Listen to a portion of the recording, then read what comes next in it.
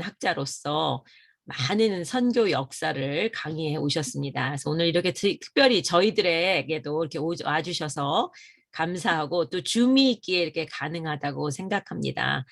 자세한 것은 교수님을 통해서 듣고 우리 참석해 주시고 인도해 주신 우리 이덕주 교수님께 감사를 드립니다. 이제 교수님의 시간이 시작되도록 하겠습니다.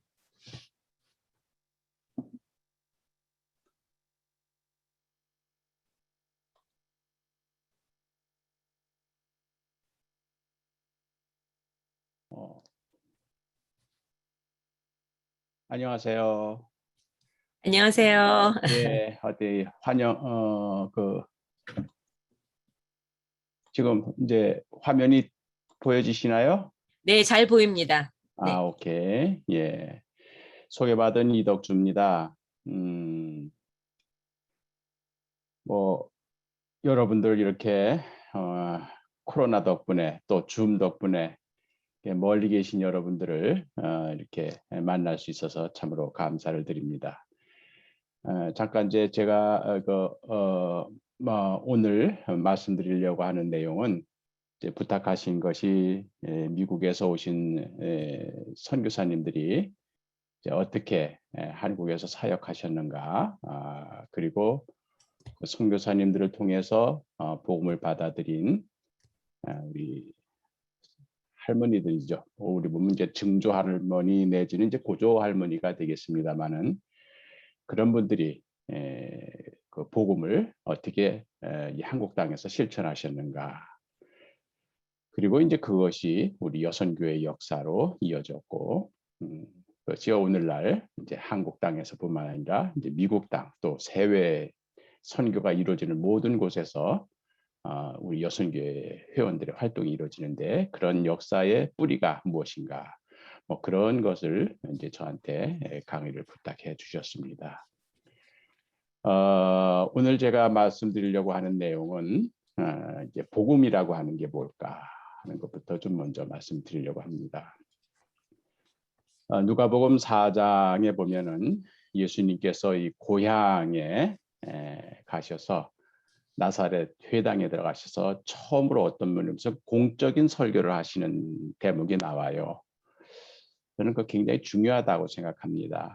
그래서 마가복음에도 나오고 누가복음에도 나오는데 마가복음에서 이제 가버나움 회당에서 말씀 전하신 내용이 나오고 누가복음에서는 이제 고향인 나사렛 회당에서 말씀을 전하신 내용이 나오는데 마가복음에는 어떤 본문으로 어떤 말씀을 하셨는지는 기록을 하지 않는데 누가복음은 그때 예수님의 데뷔 설교의 본문 내용을 소개합니다. 주의 성령이 내게 임하셨으니 이는 가난한 자에게 복음을 전하게 하시려고 내게 기름을 부으시고 나를 보내사 포로된 자에게 자유를 눈먼 자에게 다시 보게 함을 전파하며 눌린 자를 자유롭게 하고 주의 은혜의 해를 전파하게 하려 함이라.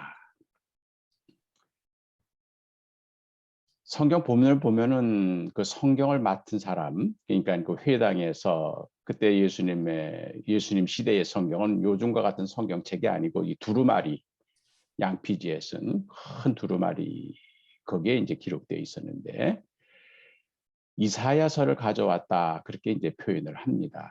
그리고 이제 예수님께서 이사야서 가운데도 61장에 나오는 이 본문의 내용을 선택하셔서 말씀을 하셨어요. 우리 목회자들에게, 저도 이제 목사입니다만 목회자들에게는 첫 데뷔 설교, 첫 부임 설교가 굉장히 중요합니다. 어떻게 보면 그 설교를 통해서 당신이 하려고 하는 모든 사역의 내용, 핵심 주제, 그걸 이제 표현하기 시작하는 거죠. 그래서 예수님께서는 이사야 61장에 있는 이 말씀을 선택하시면서 당신의 사역의 내용이 뭔가, 결국 이제 예수 그리스도의 생애, 예수 그리스도의 말씀, 그걸 집약하면 이제 복음이 되는 거죠. 이 복음의 내용이 뭘까 했을 때 결국은 주의 성령이 임하시면 가난한 자에게 복음을 전하게 되고 포로된 자에게는 자유를, 눈먼 자에게는 보게 함을, 눌린 자에게도 자유롭게 하는. 그래서 이 억눌리고 소외당하고 가난하고 보지 못하던 사람들에게 자유와 해방을 주시려고 하는 그런 하나님, 주님의 계획, 이제 그거를 좀 담고 있는 것이 아닌가 생각됩니다. 저는 그래서 기독교의 복음 전파되는 곳에서는, 예수 그리스도의 복음이 전파되는 곳에서는 항상 이 자유와 해방의 사건이 벌어진다. 저는 그렇게 이제 보는 것이죠. 오늘 제가 드리려고 하는 말씀, 또 이 강의의 내용의 주제도 바로 그겁니다. 한마디로 선교사님들이 우리 땅에 와가지고 한국 땅에서 전한 복음의 내용도 자유와 해방이었고, 그 복음을 받아들인 한국 여성들이 경험한 것도 자유와 해방이었고, 그 자유와 해방의 복음에 감격해서 그걸 주변에 있는 이웃들에게, 가족들에게, 그리고 나라 밖에까지 나가서 전하려고 했던 복음의 내용도 자유와 해방이었다. 그렇다고 하면은 오늘날에도 2000년 역사를 통해서 기독교가 존재하는 이유는 바로 이 복음, 그거를 체험하고 그걸 전하고 그리고 그걸 실천하는, 그것이 기독교가 아니겠는가. 기독교가 이것 외에 다른 것에 자꾸만 관심을 쓰다 보니까 여러 가지 복잡한 사안들과 갈등 또는 분열, 이런 게 일어나지 않는가. 그래서 이 복음의 핵심으로 다시 우리가 돌아가야 할 필요가 있지 않을까 생각이 됩니다. 그래서 오늘은 대체로 6가지로 주제를 말씀드릴 텐데, 첫째는 이제 복음의 선교문이 우리에게 어떻게 열리게 됐는가. 그래서 우리 개신교 복음의 선교의 역사가 시작되기까지 그 전개 과정을 살펴보고요. 두 번째는 개척 선교사님들이 이 땅에 와가지고 어떤 복음을 우리에게 전했는가. 제가 오늘은 3분을 좀 소개할까 합니다. 많은 선교사님들이 왔는데 그 중에도 이제 우리 감리교 여자 선교사님 3분을 제가 선정을 했습니다. 그래서 메어리 스크랜턴, 스크랜턴 대부인이라고 표현되죠. 그 다음에 셔우드 홀, 그리고 조세핀 캠벨, 이 3분의 여선교사 이야기를 말씀드릴까 합니다. 그 다음에 3번째로는 그 복음을, 선교사님들을 통해서 복음을 받아들인 이 땅의 할머니들, 우리의 어머니들, 그분들은 그것을 어떻게 받아들였고 그걸 어떻게 경험했는가. 그래서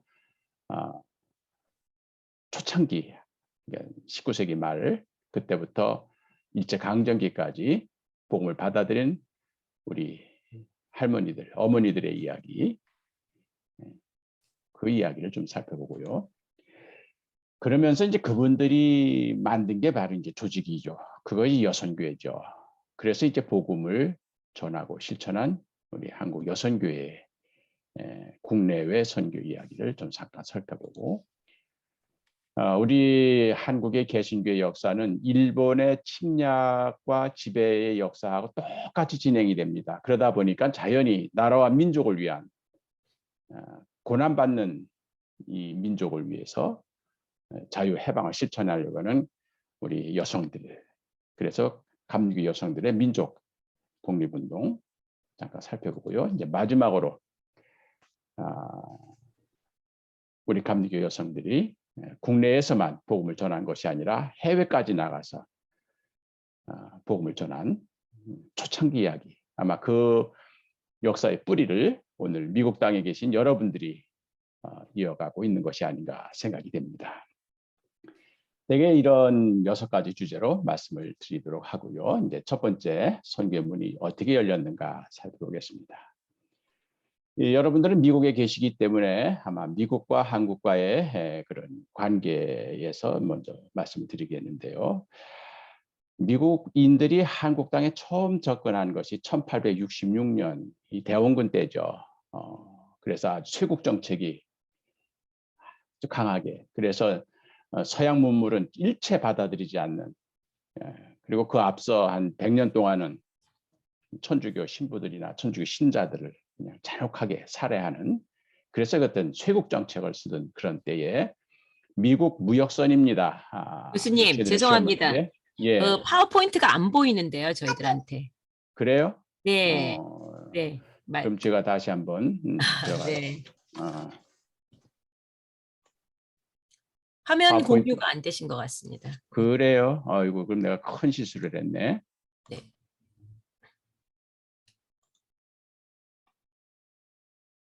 화면 공유 들어갑니까? 됐습니까? 아직 안 됐습니다. 이제 돼요? 네, 냈습니다. 네, 네. 그래서 크게 해주세요, 스크린을. 네, 크게 스크린을. 네. 그럼 다시 처음부터 해야 되나? 아니요, 안 그 해도 되죠? 끝에 맨 밑에 가시면은 이렇게, 음, 네, 네, 됐습니다. 이제 되죠? 네, 네, 네, 그러면 지금까지는 제 얼굴만 보셨겠네? 네. 네. 제가 이게 제가 72학번입니다. 그러다 보니까 이게 진공관 시대에 저는 또 아날로그도 아니고 그래가지고 이게 컴퓨터가 아주 좀 불안합니다. 그러면은 이제 지금까지 지나온 그 그림만 좀 보여드릴게요. 이거 아까 보셨죠? 제 말씀드렸던 그리고 어, 요거까지 보셨죠? 네. 오케이. 그래서 이 제너럴 셔먼호는 무역선인데 이제 우리나라에 처음 들어온 건 이제 프랑스라든지 뭐 독일이라든지 이런 유럽 국가들이 제일 먼저 들어오려고 시도를 했었어요. 그러나 이제 대원군은 그걸 아주 강력하게 반대를 했었죠. 그러다가 이제 미국이 뒤늦게 이제 세계 시장 개척에 나서서 1866년에 제너럴 셔먼호라고 하는 이 무역선, 그러자 무역선이긴 하지만 대포나 총 다 있었습니다. 그렇게 해서 이제 접근을 해왔는데 그 대동강까지 들어왔다가 결국은 우리 관민들이 공격을 해가지고 저 배가 불타고 저 배의 안내자로 또 통역으로 있었던 중국에서 활동하던 토마스 선교사님 영국 분입니다. 저분이 이제 저 승무원들과 같이 희생이 되죠. 그게 아주 좀 불행한 사건이었습니다. 아마 미국 신문에 코리아라고 하는 나라, 조선이라고 하는 게 처음으로 등장한 기사가 아마 이때 사건이었을 거예요. 1866년에. 그래서 한미 관계는 어떻게 보면은 좀 행복한 기억이 아니라 불행한 기억으로 처음에 시작이 됩니다. 그래서 미국인들이 보기에는 한국 사람들이 굉장히 야만적이고 폭력적이고 그다음에 폐쇄적이고 그다음에 공격적이고 뭐 이러한 아마 민족으로 한국을 봤지 않았을까 생각이 돼요. 또 한국도 역시 마찬가지죠. 그리고 바로 그 무렵에 프랑스도 똑같이 배를 우리나라에 보내가지고 공격도 했고 그랬거든요. 그러니까는 자관 이 서양 사람들은 절대로 우리가 받아들이면 안 된다. 이런 경험을 가지고 있었던 것 같아요. 그래서 이제 그 문제를 외교적으로 해결하려고 1872년에 미국이 또 태평양 함대를 또 보냅니다. 그래서 이 강화 앞바다에서 큰 전쟁이 벌어지죠. 그걸 이제 우리가 신미양요라고 이게 역사 공부 때 배웁니다. 그래서 이 제너럴 셔먼호 사건이나 신미양요 사건을 통해서 한국과 미국 사이의 외교 관계는 아주 좋지 않게 된 거죠. 그래서 한국 사람들이 보기에는 미국은 우리 조선을 침략하려고 하는 그런 나쁜 나라. 그리고 미국도 조선을 볼 때는 제일 늦게 이제 개방을 하고 마지막까지 저항을 한. 그래서 어떻게 보면 한미 관계는 조금 불편한 그렇게 좀 어두운 기억으로 시작이 됐다는 걸 말씀을 드립니다. 그러다가 결국은 20년 세월이 흘러서 다시 이제 1882년이 되면은 이제 대원군이 물러가고 이제 고종 황제가 이제 집권을 하게 되죠. 그러면서 이제 고종 황제 주변에 있었던 젊은 이 신진 관료들이 이제는 우리 조선도 개방을 해야 된다 해서 이제 외교적으로 이제 개방 정책을 쓰게 됩니다.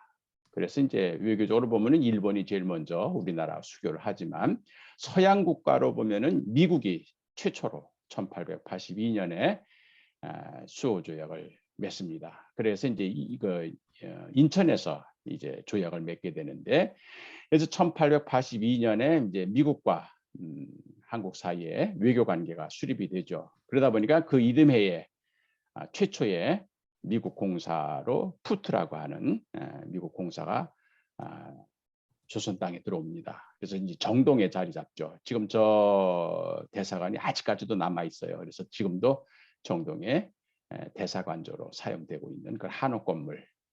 바로 저 이제 담 넘어가 바로 예원 여중 거기죠.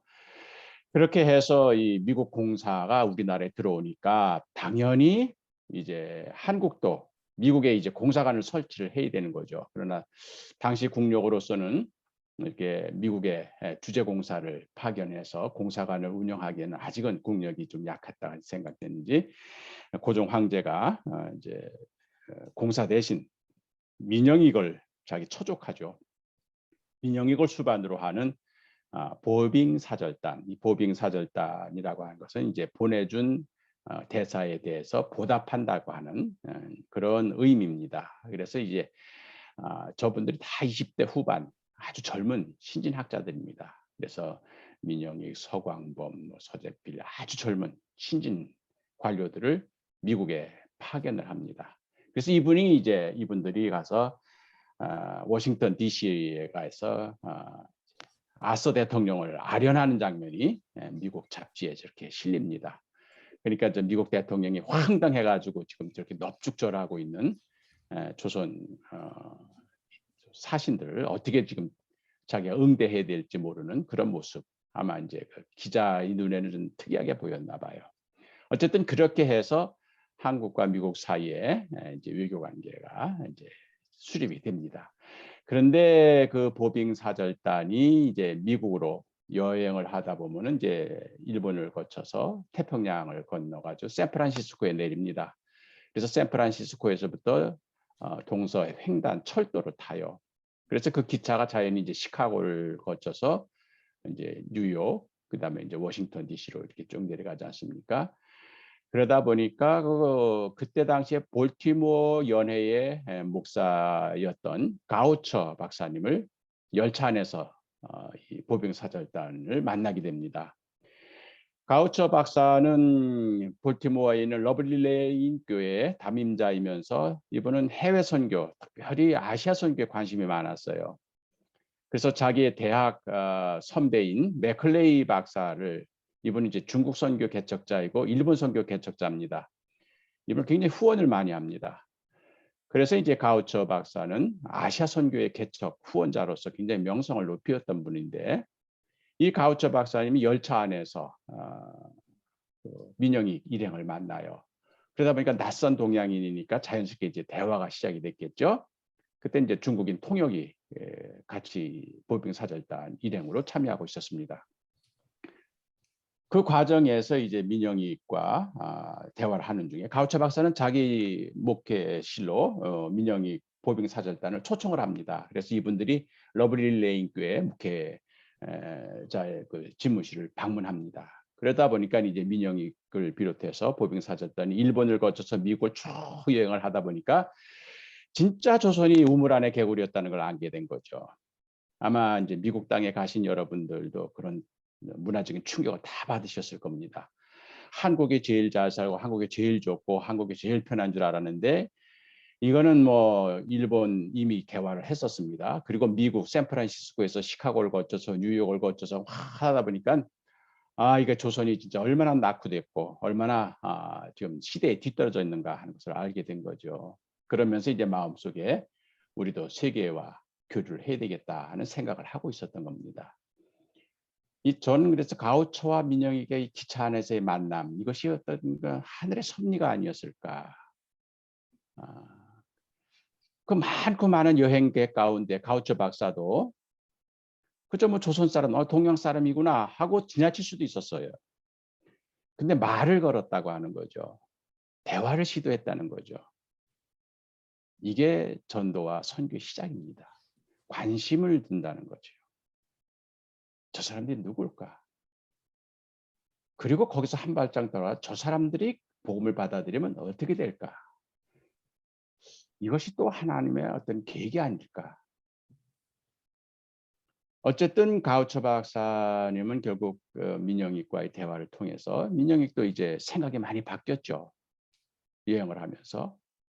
그러니까 일본인에도 선교사님들이 와가지고 학교하고 병원하는 걸 봤어요. 그리고 미국에서 각 곳마다 교회가 있고 또 발전된 문명을 보면은 결국 기독교가 바탕에 깔려 있다는 걸 알게 되죠. 그래서 이제 조심스럽게 가우처 박사가 그러면 내가 일본과 중국 선교 거기에 이제 계속 병원도 세워주고 학교도 세워주고 그러셨거든요. 저분이. 조선 땅에서도 그게 가능하겠는가? 민영이 그걸 굉장히 적극적으로 받아들입니다. 가능하다. 나도 그랬으면 좋겠다.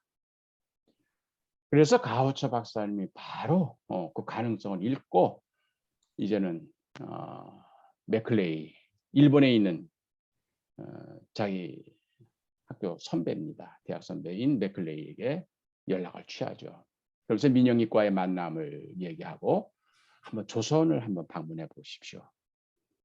그래서 조선에 지금 국왕의 조카를 내가 만났는데 그분 말씀이 조선에서도 선교사들이 학교하고 병원을 할 수 있다고 그렇게 좀 긍정적인 답을 해줬으니 한번 확인해 달라. 그리고 뉴욕에 있는 미 감리회 본부에다가 선교비를 대죠. 2,000달러를 내면서 한국 선교 시작합시다. 내가 조선에서 파견된 외교 사절단을 만났습니다. 가능합니다.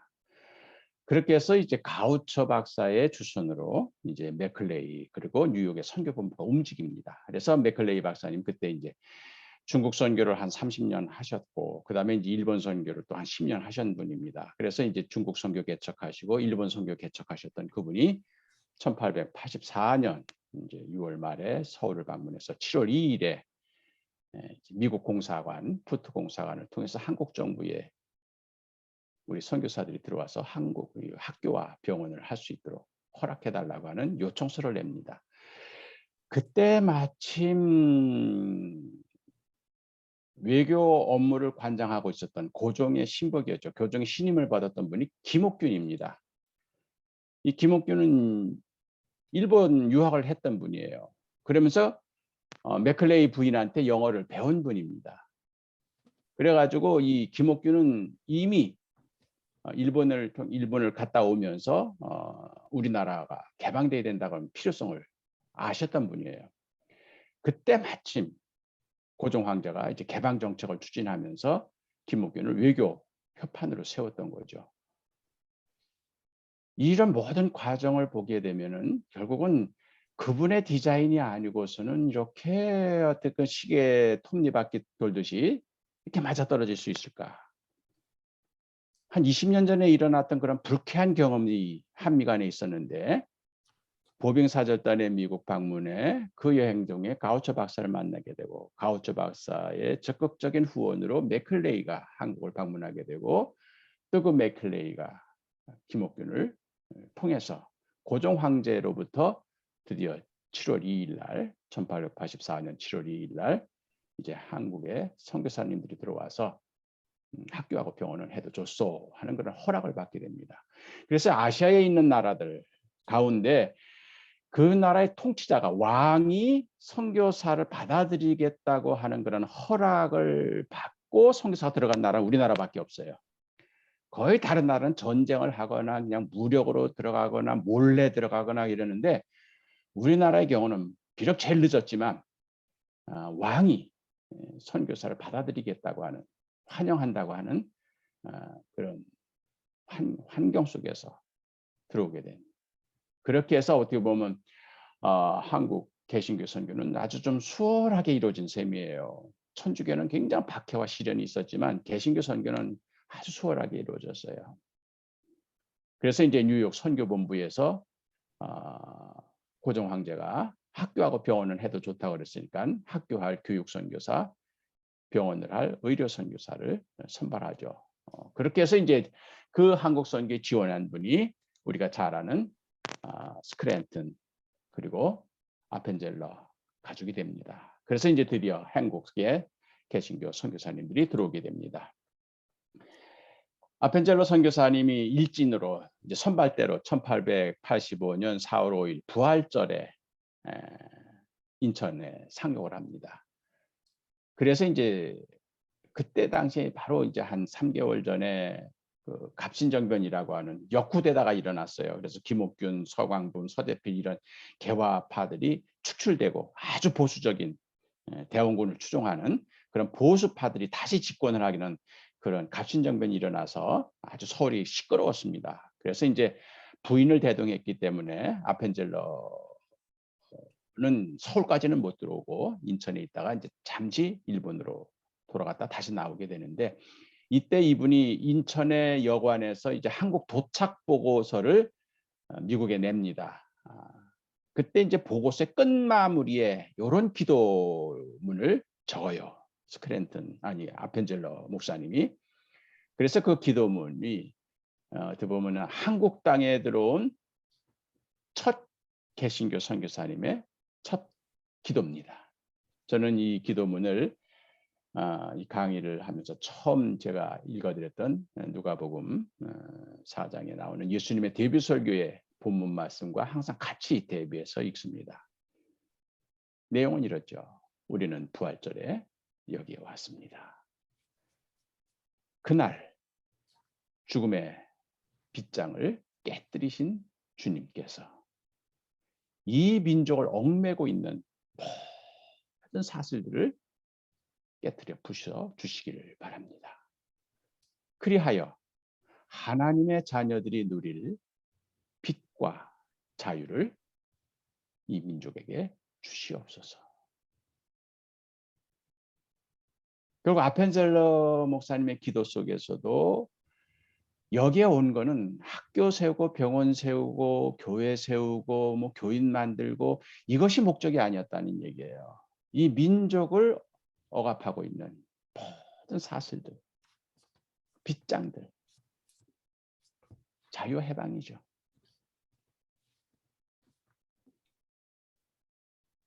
이게 복음입니다. 우리가 교회 다니는 이유 바로 그겁니다. 자유와 해방. 그것이 무엇일까? 그렇게 해서 이분들이 이제 시작한 것이, 스크랜튼 박사는 의사였기 때문에 이분은 예일 대학을 졸업하고 뉴욕 컬럼비아 의과대학을 졸업한 아주 최상류의 엘리트 집안이었습니다. 그리고 아펜젤러 역시 마찬가지로 펜실베니아 사우더튼, 얼마 있으면 이제 그 고향 교회에 우리 박대성 목사님이 수호해서 기념비를, 한국 감리교회 감독님들이 가서 기념비를 그 고향 교회 부모님들의 묘지에 이제 세우게 되는데, 이분도 역시 마찬가지로 뚜르 대학을 졸업한 엘리트. 그리고 이제 스크랜턴의 어머니, 오늘 이제 조금 더 자세하게 설명드리겠습니다만, 메리 스크랜턴. 그래서 스크랜턴 패밀리와 아펜젤러 패밀리가 개척 선교사로 들어와서 고종 황제가 허락한 게 학교하고 병원이니까 처음에는 학교하고 병원을 시작을 해요. 그래서 남자 학교 배제학당, 여자 학교 이화학당, 그 다음에 병원 시병원. 요 학교의 명칭은요, 배제학당, 이화학당, 시병원, 이거는요 선교사님들이 진 게 아니에요. 이분들이 들어간 지 2년 후에 1887년 4월, 5월 요 사이에 고종 황제께서 직접 이름을 지어서 내려보낸 겁니다. 이걸 조선시대는 사액현판이라고 하는데, 옛날에 서원이나 어떤 효자가 나타났거나 뭐 연료가 났다거나 충신이 났다 할 때는 임금님이 직접 그 현판을, 명칭을 정해가지고 그거를 판각을 해서 그 간판을 내려보내요. 이건 최상의 명예입니다. 그래서 이건 사익현판이라 해가지고 임금님이 내려주신 거라 해가지고 굉장한 명예로.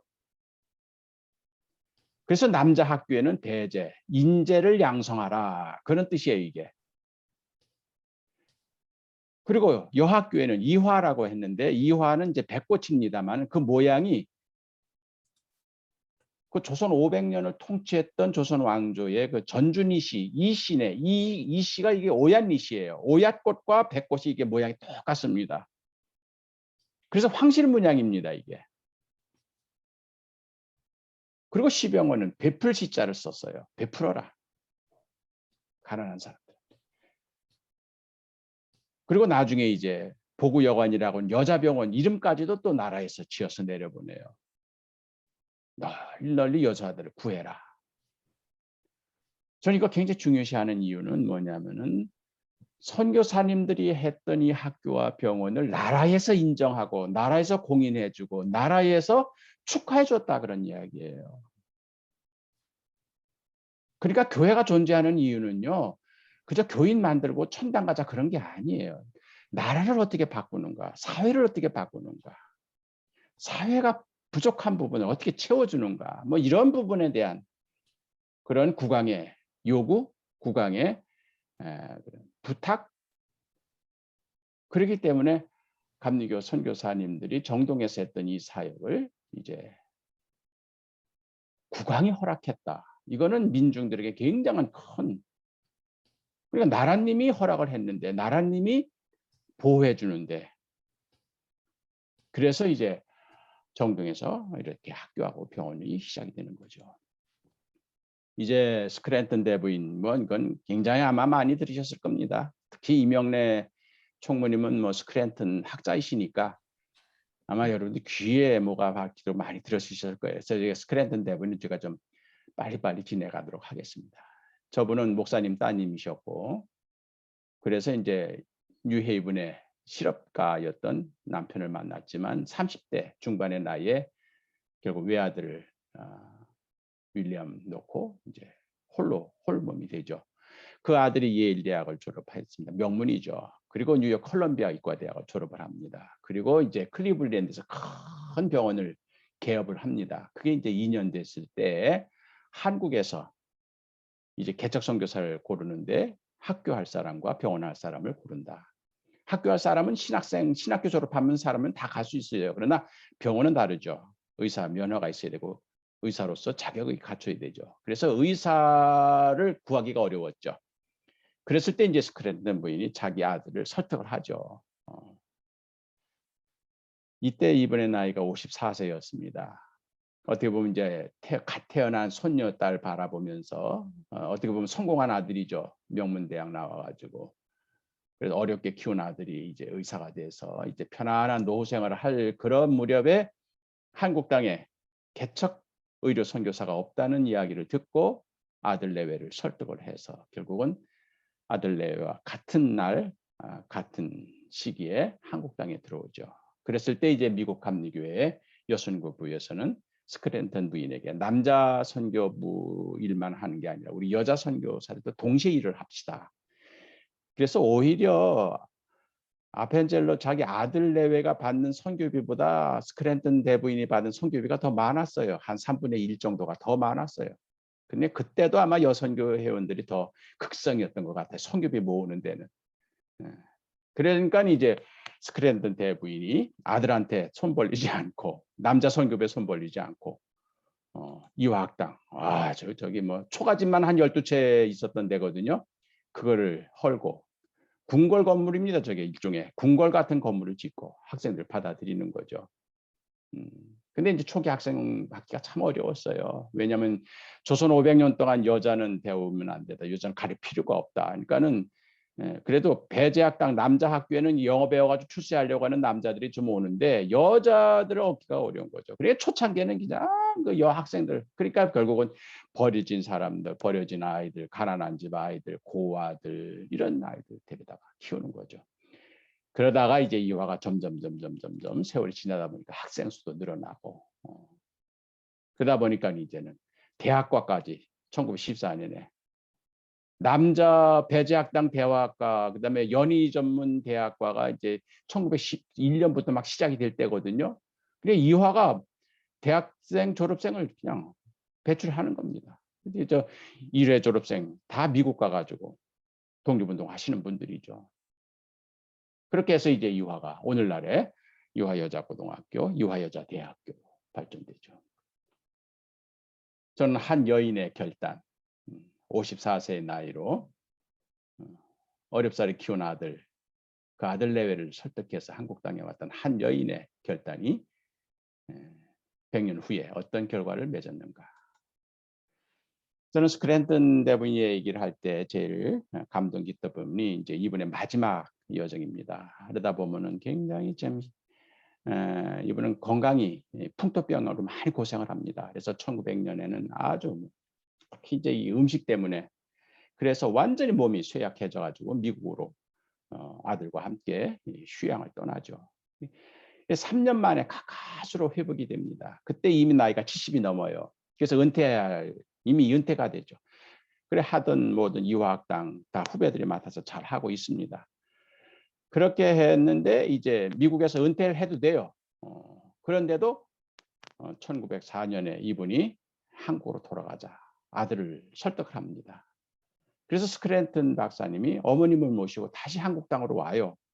70이 넘은 나이에 건강도 완전히 회복되지 않았는데 주변에서 다 말리죠. 당신이 시작한 선교 사업 다 후배들이 잘하고 있습니다. 이미 당신 70이 넘었습니다. 그 병약한 몸을 이끌고 왜 조선 땅으로 가려고 합니까? 이랬을 때 스크랜턴 부인이 한 말 딱 하나입니다. 내가 죽을 자리는 거기입니다. 나는 거기서 죽어야 합니다. 그래서 결국 1904년에 다시 한국 땅으로 돌아왔는데 그러고 나서 돌아가시기까지 5년 동안 거의 투병 생활입니다. 지금이야 뭐 비행기로 뭐 10시간이면 오죠. 그러나 그때는 한 달 걸리거든요. 일본 거쳐서 태평양 거쳐서 미국 대륙 횡단하고 그러다 보니까 급격히 또 건강이 악화가 돼요. 그러다가 1905년에 마지막 지방 여행을 시도합니다. 이분이 경기도, 여주, 이천, 광주 이 지역으로. 그때 서울에서 다 말려요. 그런데 이분이 지방에서 계속 편지가 오는 거예요. 스크랜턴 대부인 보고 싶다고.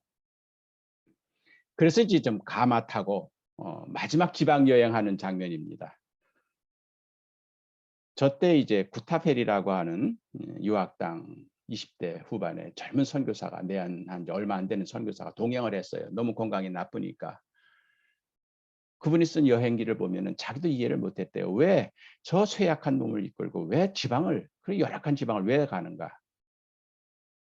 쭉 돌았는데 경기도 광주에 어느 지역을 갔는데 그 지역 굉장히 열악했대요. 설립된 지는 한 10년이 넘었는데도 한 10명 정도 교인들이 모여가지고 그냥 가까스로 했는데 스크래턴 부인이 다녀온 다음에 한 달 후에 그 교회 교인이 50명 이상으로 늘었다는 거예요.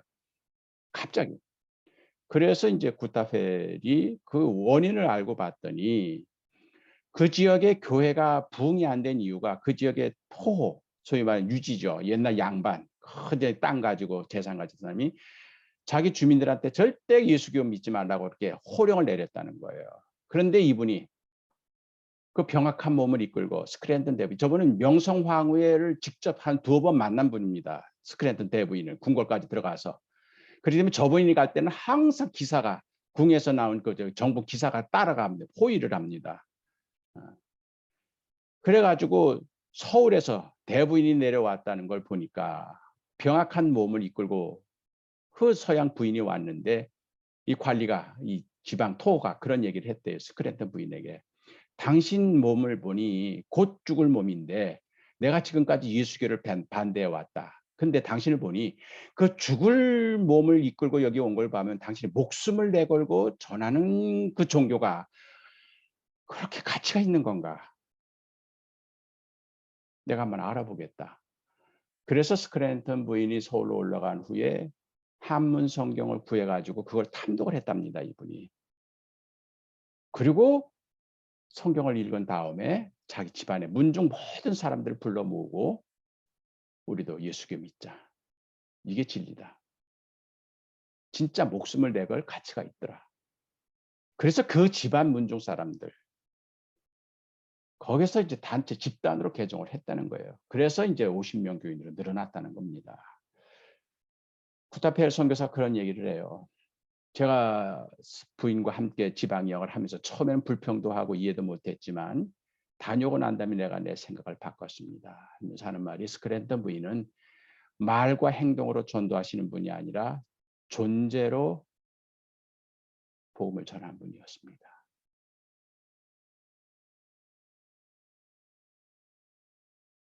말로 전도하는 것보다는 어려운 게 행동으로 전도하는 거고요. 행동으로 전도하는 것보다 더 어려운 거는 존재로 전도하는 거겠죠. 그리고 나서 결국은 1909년에 그가 원했던 대로 조선 땅에 묻힙니다. 아들 스크랜턴이 어머니를 양화진에 모신 다음에 묘비명을 새겼어요. 밑에는 이제 그 스크랜턴 대부인의 이름, 그다음에 언제 돌아가셨다 그렇게 나오고, 제일 아랫단에는 이제 아들 이름이 나오고요. 그리고 묘비명을 십자가 형태로 묘비를 세운 다음에, 여러분 어떻게 보면은 영어로 IHS로 보이는데 저건 헬라어로 예수의 약자입니다. 그러니까 아들 스크랜턴의 눈에 보이는 어머니의 일생은 뭘까? 미국에서 편하게 사실 수도 있음에도 불구하고 아들이 벌어다 주는 돈으로 손녀, 손녀들 보면서 편안하게 살 수 있음에도 불구하고 50 넘은 그 나이에 조선 땅에 와서, 또 마지막에는 미국에서 편안하게 임종할 수 있음에도 불구하고 병약한 몸을 입고 조선 땅에 와서 결국 목숨을 바친 그 어머니의 일생이 뭘까? 결국 예수, 그거 외에는 설명할 것이 없다 생각한 거겠죠. 아마 그래서 스크랜턴 박사는 묘비명에 다른 거 하나 쓰지 않고 예수, 우리 어머님의 가슴에는 예수밖에 없었다. 자, 이제 두 번째 여자 선교사 홀 부인의 이야기입니다. 아까 말씀드렸습니다마는 처음에 1885년에 들어왔던 아펜젤러 가족과 스크랜턴 가족은 병원하고 학교를 하게 되는데, 스크랜턴 박사님이 이제 시병원을 시작을 했는데 제일 큰 문제는 뭐냐면 여자 환자를 진료할 수가 없는 거예요. 남녀 질세 부동성. 그러니까 여자 환자를 진료를 못하는 겁니다. 여자 환자들이 오지를 않는 거예요. 서양 남자한테 진료를 받지 않으려고 하려다 보니까. 그러다 보니까 뭐 왕진도 못 가고. 그래서 이제 급하게 미국 선교본부에 지금 한국 땅에 제일 필요한 게 여자 의사다. 여러분 1880년대 미국에서 미주 지역에서 여자 의과 대학이 막 시작될 때입니다. 여자 의사들이 막 나오기 시작할 때예요. 여자 대학은 뭐 아직도 이제 본격적으로 운영되지도 못하고요. 그러니까 미국 땅에서 1880년대 여자 의사는 진짜 희귀한 존재였습니다.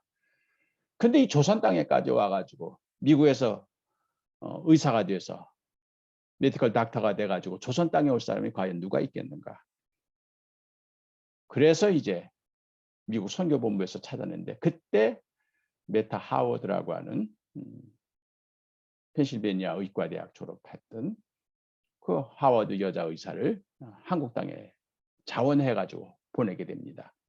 그래서 여러분 보게 되면 이제 정동에 지금 저기 이제 이화 여자 고등학교 테니스장 자리입니다. 저기가 거기에 보면은 이제 좀 선교사 한 분이 지금 팻말에 서 있는 거 보이시죠? 그 다음에 한복 입은 여자 시정도 보일 겁니다. 그렇게 해서 이제 그분이 메타 하워드가 1887년에 와가지고 여자 병원을 했는데, 이 병원에도 이제 나라에서 보구 여관이라 할 때 여자 모텔이란 뜻이 아니죠. 이건 보편적으로 여자들을 구해주는 집이 되어라. 근데 저분이 풍토병으로 또 2년 만에 또 급하게 미국으로 돌아갑니다. 그러니까 이 선교사님들한테는요, 풍토병, 이게 음식 때문에 오는 거죠. 물, 음식, 환경. 그래서 이제 미국으로 돌아가시게 되니까 저게 이제 또 폐쇄될 위기에 처해 있는 거예요. 그때 이제 캐나다 출신의 윌리엄 제임스 홀, 그 이제 부인이 되는 로제타 셔우드 홀, 이분이 그 병원을 잇기 위해서 한국으로 오게 됩니다. 아마 이제 홀 부인의 이야기도 아마 여러분이 많이 들으셨을 겁니다. 그래서 이제 그 홀 부인이 먼저 저기 약혼한 남편 윌리엄 제임스 홀은 원래 중국으로 가려고 했었어요. 근데 이제 한국 상황이 너무 급박하다 보니까 로제타 셔우드가 결혼도 하기 전에 한국 땅에 먼저 오죠. 그래서 이제 자기 약혼녀를 따라서 윌리엄 제임스 홀도 들어오게 됩니다. 그래서 이분이 이제 94년에 이제 평양으로 이제 서울이 어느 정도 안정적으로 선교가 되니까 미국 감리교 선교부에서 평양으로 파송을 하죠. 그래서 평양에 1800 남편은 1893년부터 갔고요. 이제 홀 부인은 1894년 이제 들어가서 이게 두 부부가 다 의사죠. 그래서 이제 병원도 하고 학교도 하고 교회도 하는 그런 형태로 시작이 되죠. 그런 다음에 이제 바로 청일 전쟁이 일어나죠. 그래서 청일 전쟁 때 평양이 굉장히 많은 희생자가 나옵니다. 그래서 전쟁 뒤끝에는 또 콜레라, 전염병이 만연이 되다 보니까 그 환자들을 치료하려고 남편 윌리엄 제임스 홀이 내려와서 치료하다가 그 병에 감염이 돼서 여러분들 잘 아는 대로 1894년 11월에 남편이 서울로 급하게 이송되었지만 결국은 회복하지 못하고 숨을 거둡니다. 그래서 이제 우리 감리교의 선교사로서는 최초로 1894년에 양화진 지금 선교사 묘역이 있는 거기에 묻히게 됩니다. 그래서 뒤에 한강이 보이고 저 건너편에 이제 영등포 거가 되겠죠. 그러다 보니까 이제 그 홀 부인은 결국은 홀몸이 되죠. 그래서 남편이 죽었을 때 2살짜리 아이가 있었고 그 다음에 이제 복중에 한 아이가 있었습니다. 그 아이가 이제 미국에서 태어납니다. 에디스 마가렛이라고. 그러다 보니까 참 어떻게 보면은 남편과의 결혼 생활은 한 5년밖에 되지도 않았던 거죠. 짧은 생애. 또 30대 초반에 결국 홀몸이 됐습니다. 그러니까 평양 사람이든 조선 사람들이든 이제는 남편 장례식 끝나고 이제 돌아간 홀 부인 다시는 아마 한국 땅에 오지 않을 거다 생각했는데 그게 아니었습니다. 1897년에 다시 홀 부인은 한국 땅에 들어와서 평양에 자기 남편을 기념하는 병원을 설립을 하죠. 그래서 이건 물론 이제 미감리의 선교부에서 모금을 해가지고 설립한 겁니다만은 기홀병원이라고 이름을 집니다. 그렇게 해서 이 기홀병원을 이 평양의 최초의 서양식 병원이 되는 거죠. 그래서 남편은 일찍 죽었지만 남편을 기념하는 병원을 설립해서 그리고 또 여자 병원을 또 따로 세웁니다. 광해여원이라고. 그렇게 해서 기홀병원, 광해여원, 남녀병원 그게 나중에 합해지면은 평양 연합기독병원이 됩니다. 그래서 이제 장로교 병원하고도 같이 합해져요. 그래서 초계파적인 그래서 서울에는 세브란스 병원이 있듯이 평양에는 연합기독병원이 있는데 이제 해방 후에는 저기 아마 김일성 종합대학의 의과대학으로 저기 이제 변모가 되죠. 그렇게 해서 홀 부인은 남편이 죽은 후에 다시 한국으로 와서 40년을 평양과 서울에서 선교사로 활약을 합니다. 그래 그걸 보고 한국 사람들이 굉장히 충격도 받고 감동을 얻어요. 남편 죽은 땅에 부인이 그 대를 이어서 홀 부인이 병원만 한 게 아닙니다. 한국의 맹인 교육을 처음 시작한 분이에요. 시각장애자들. 왜냐하면 남편이 평양에서 처음으로 얻은 교인이 오석형인데 그 오석형의 외동딸이 앞을 못 봐요. 오복례라고. 그래 주일마다 아빠 손잡고 오는 그 오복례를 보는 거죠. 홀 부인이. 그리고 나서 미국에서 3년 동안 남편 장례 치르고 3년 동안 가 있는 동안에 이 홀 부인이 뉴욕에 있는 맹인 학교에 들어가가지고 점자를 배워가지고 와요. 점자를 읽는 법을 배우는 게 아니라 점자를 만드는 법을 배워가지고 와요. 그래서 1897년에 평양으로 돌아오자마자 그 오복례 한 아이를 두고 맹인 교육을 시작합니다. 앞을 못 보던 분이 점자 교육 받는 건 그래도 쉬워요. 이 손끝이 아주 예민하기 때문에. 그러나 눈이 멀쩡한 사람이 점자 교육을 받는 건 좀 힘듭니다. 홀분이 그걸 배워요. 그러니까 미국에 와서 3년 동안 있으면서 남편을 위한 기홀병원을 위한 모금 운동도 하고 그러면서 틈새 맹인 교육을 받아요. 점자 교육을. 그리고 와서 한국의 맹인 학교를 시작하는 거죠. 한 아이를 위해서. 딱 한 아이를 위해서. 나중에 저기 이제 농아 교육까지 시작이 됩니다. 그래서 평양에서 나라도 하지 못했던 정부에서도 하지 못했던 시각장애자 교육을 홀 부인이 하는 거죠. 그리고 미국으로 들어가면서 이제 한국 여성 의사를 최초로 배출하죠. 그러니까 이제 조선 여성을 치료하기 위해서는 조선 여성의 의사가 필요하다. 그래서 이제 박에스터, 원래는 이제 김점동이라는 이름이었지만 미국으로 가면서 남편 성을 따라서 박유산 이름을 따가지고 이렇게 해서 죄송합니다. 또 다시 제가 지금 하다 보니까 막 좀 이렇게 브레이크 타임이 좀 필요한가 봐요. 오케이. 남편 장례 치른 다음에 이제 미국으로 가서 찍은 사진입니다. 그래서 박에스터, 박여산 부부를 데리고 이제 미국으로 갑니다. 그래서 박에스터가 1900년에 볼티모어 여자의과대학, 그 가우처 박사가 설립한 데입니다. 볼티모어 여자의과대학을 졸업하고 한국 여성으로서는 최초의 메디컬 닥터가 되죠.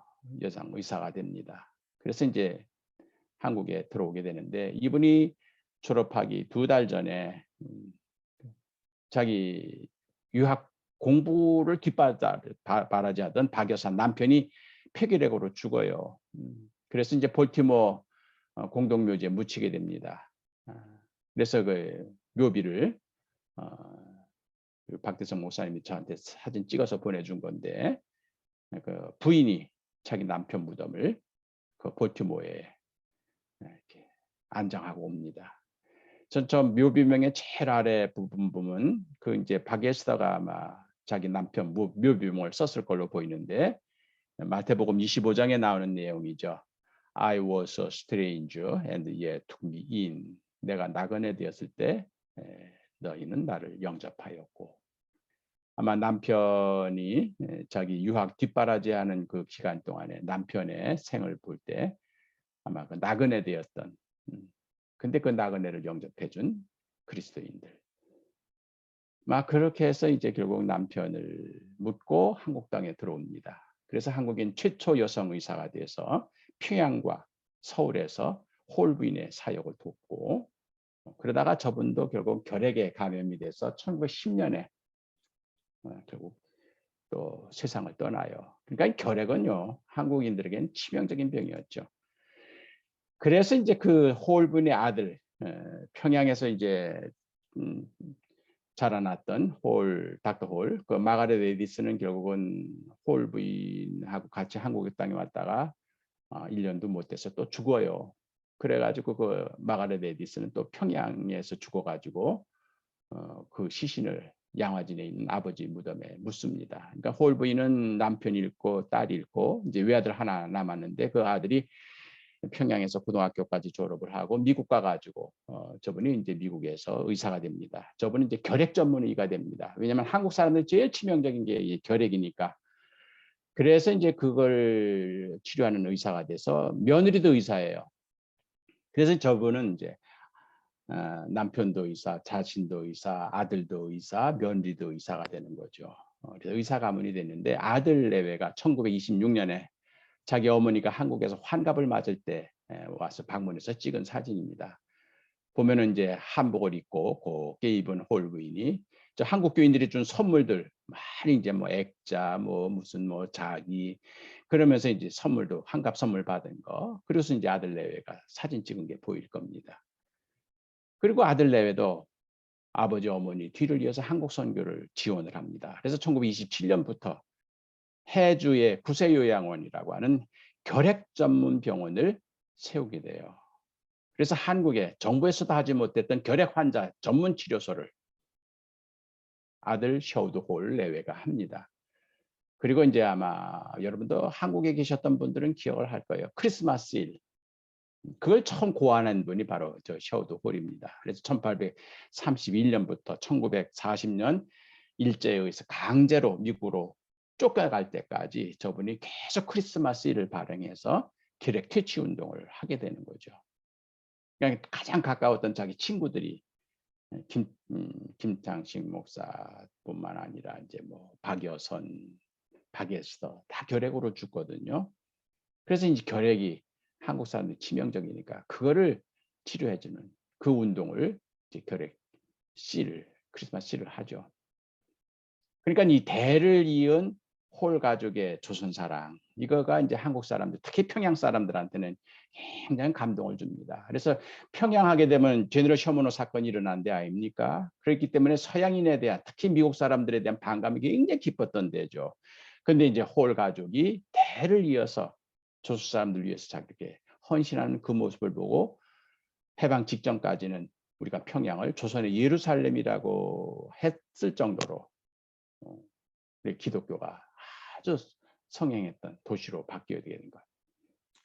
이런 데는 그런 홀 가족과 그리고 선교사님들이 보여줬던 사랑, 희생, 헌신 이게 이렇게 완악했던 그 마음, 강팍했던 마음 그걸 바꿔놓지 않았을까 생각이 됩니다. 그래서 지금 양화진에는 홀 가족의 6명의 무덤이 있어요. 그래서 홀 부인도 미국으로 또 은퇴하고 돌아가셨다가 카나다에 아들 내외 같이다가 돌아가십니다. 54년에. 그리고선 이제 남편 옆에 묻어달라 해서 양화진에 묻히게 되고요.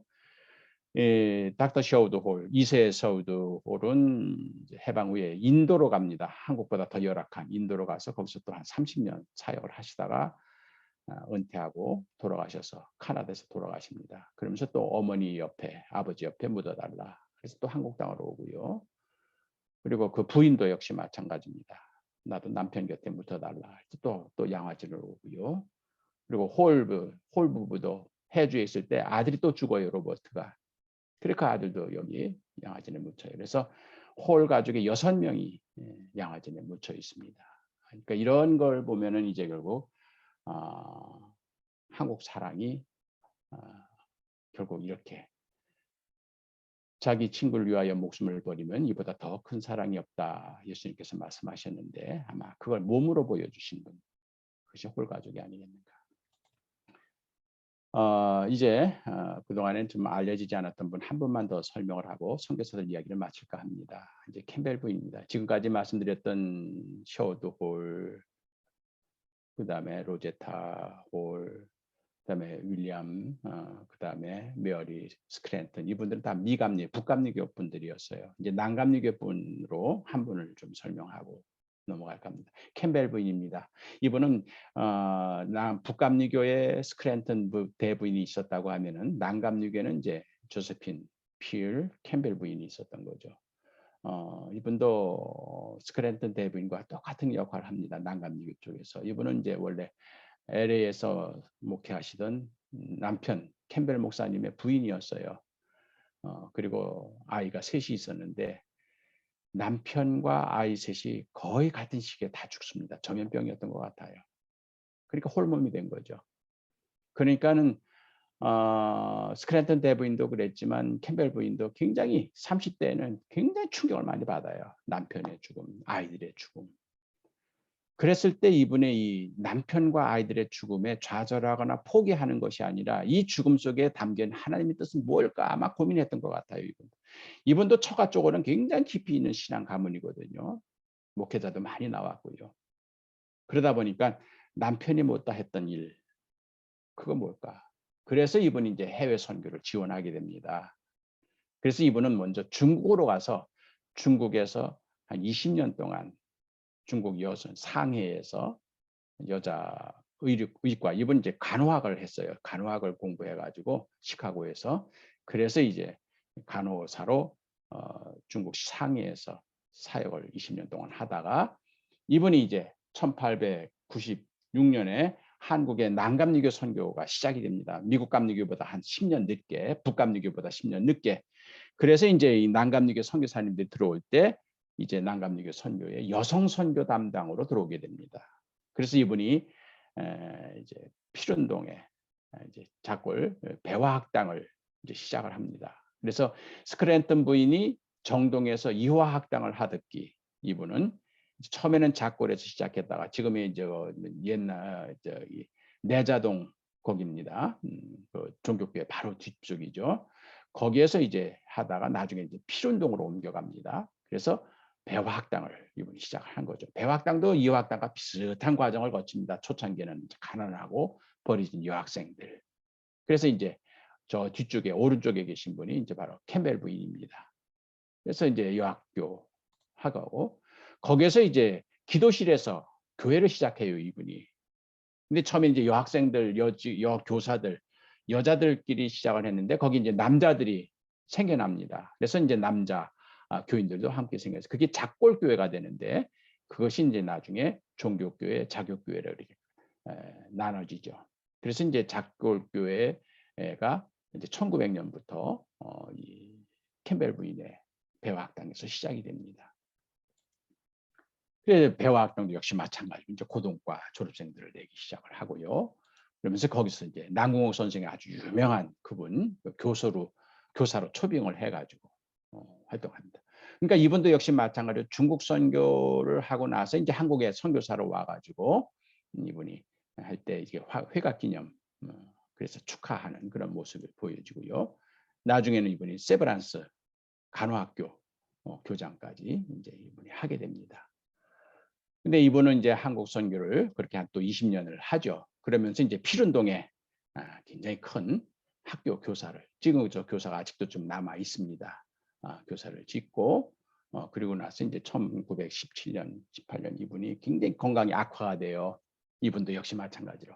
그래서 이제 미국으로 돌아가서 한 2년 동안 휴양을 하는데 그 사이에 한국에서 3.1운동이 일어나지 않습니까? 그래서 3.1운동이 일어나가지고 그때 배화학교 교사, 학생들이 막 감옥에 가요. 그 소식을 이제 미국에서 듣습니다. 그리고 나서 이분이 한국을 또 방문하겠다, 돌아오겠다고 합니다. 이때는 이미 이제 배화학교는 그 후배들이, 선교사들이 잘 운영하고 있었습니다. 그러고 있었는데 이분이 건강이 악화된 상태에서 미국으로 돌아갔다가 자기가 하고 있는 학교 학생들과 교사들이 감옥에 가 있다는 얘기를 듣고 귀국으로 귀환을 결심을 합니다. 주변에서 또 말려요. 이분은 이미 이제 배화학교는 후배 선교사를 다 넘겨주고 이제 수피교육교회, 그다음에 뭐 광희문교회, 뭐 석교교회 이런 여전도 사업을 하고 계셨거든요. 말년에는. 그러니까 이제 당신 안 가도 잘하고 있습니다. 뭐 건강도 좋지도 않은데 왜 그렇게 또 가려고 합니까? 근데 이분도 역시 마찬가지예요. 한국으로 돌아가야 되겠다고. 그래서 결국 이분도 1918년에 미국에서 1919년 죄송합니다. 1919년 3.1운동이 일어나는 막 소식을 듣는 그때 그 소식을 듣고 1920년에 다시 한국으로 돌아옵니다. 오면서 이분이 한 말은 딱 한마디예요. 내가 하나님께 서원한 것은 한국을 위하여 헌신하겠다고 내가 서원을 했습니다. 한국을 위해서 내 몸을 바치겠다고 내가 약속을 했습니다. 그렇기 때문에 나는 내가 얼마 남지 않았다는 걸 내가 알고 있습니다. 내 생명이. 그렇기 때문에 나는 죽어도 한국 땅에서 죽어야 합니다. 스크린트 부인과 똑같아요. 그렇게 해서 그분이 결국은 한국 땅에 돌아와서 6개월 만에 숨을 거둡니다. 이분은 마지막 돌아가시기 일주일 전에 일주일 동안 너무 고통스러우니까 약을 먹는데 너무 쓰니까 물 한 모금 먹고 기도 한 번 하고 또 약 먹고 또 물 한 모금 먹고 기도하고 또 약 먹고 그랬대요. 그리고 마지막에는 모든 자기 후배 선교사들 그리고 선급에서 일하는 한국인 직원들 모두 해서 성만찬식을 거행하고 그리고 돌아가십니다. 그래서 양화진 외국인 묘지에 이분도 묻혀 있어요. 묘비명 제일 아랫단에 있는데 주 안에서 죽는 자는 복되도다. Blessed those who died in the Lord. 주 안에서 죽는 자는 복이 있도다. 결국 선교사님들이 우리에게 보여줬던 이런 삶의 모습을 보게 되면은요. 결국 복음을 통해서 얻은 그 자유와 해방의 감격을 아직 맛보지 못하던 사람들에게 전하려고 하는 열정.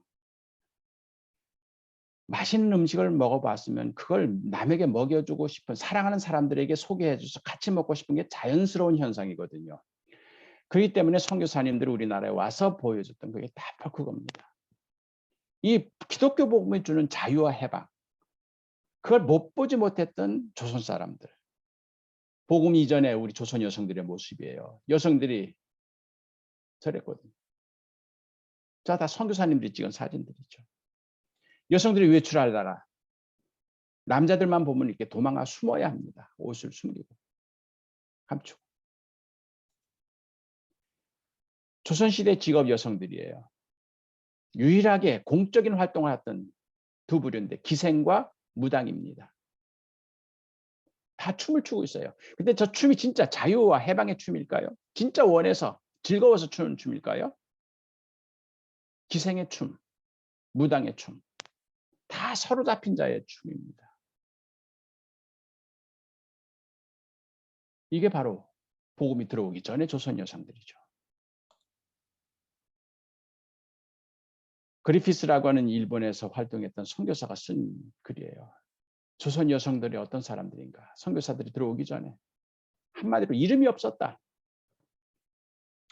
어려서부터 할머니 노인네가 될 때까지 이름 없는 존재였다.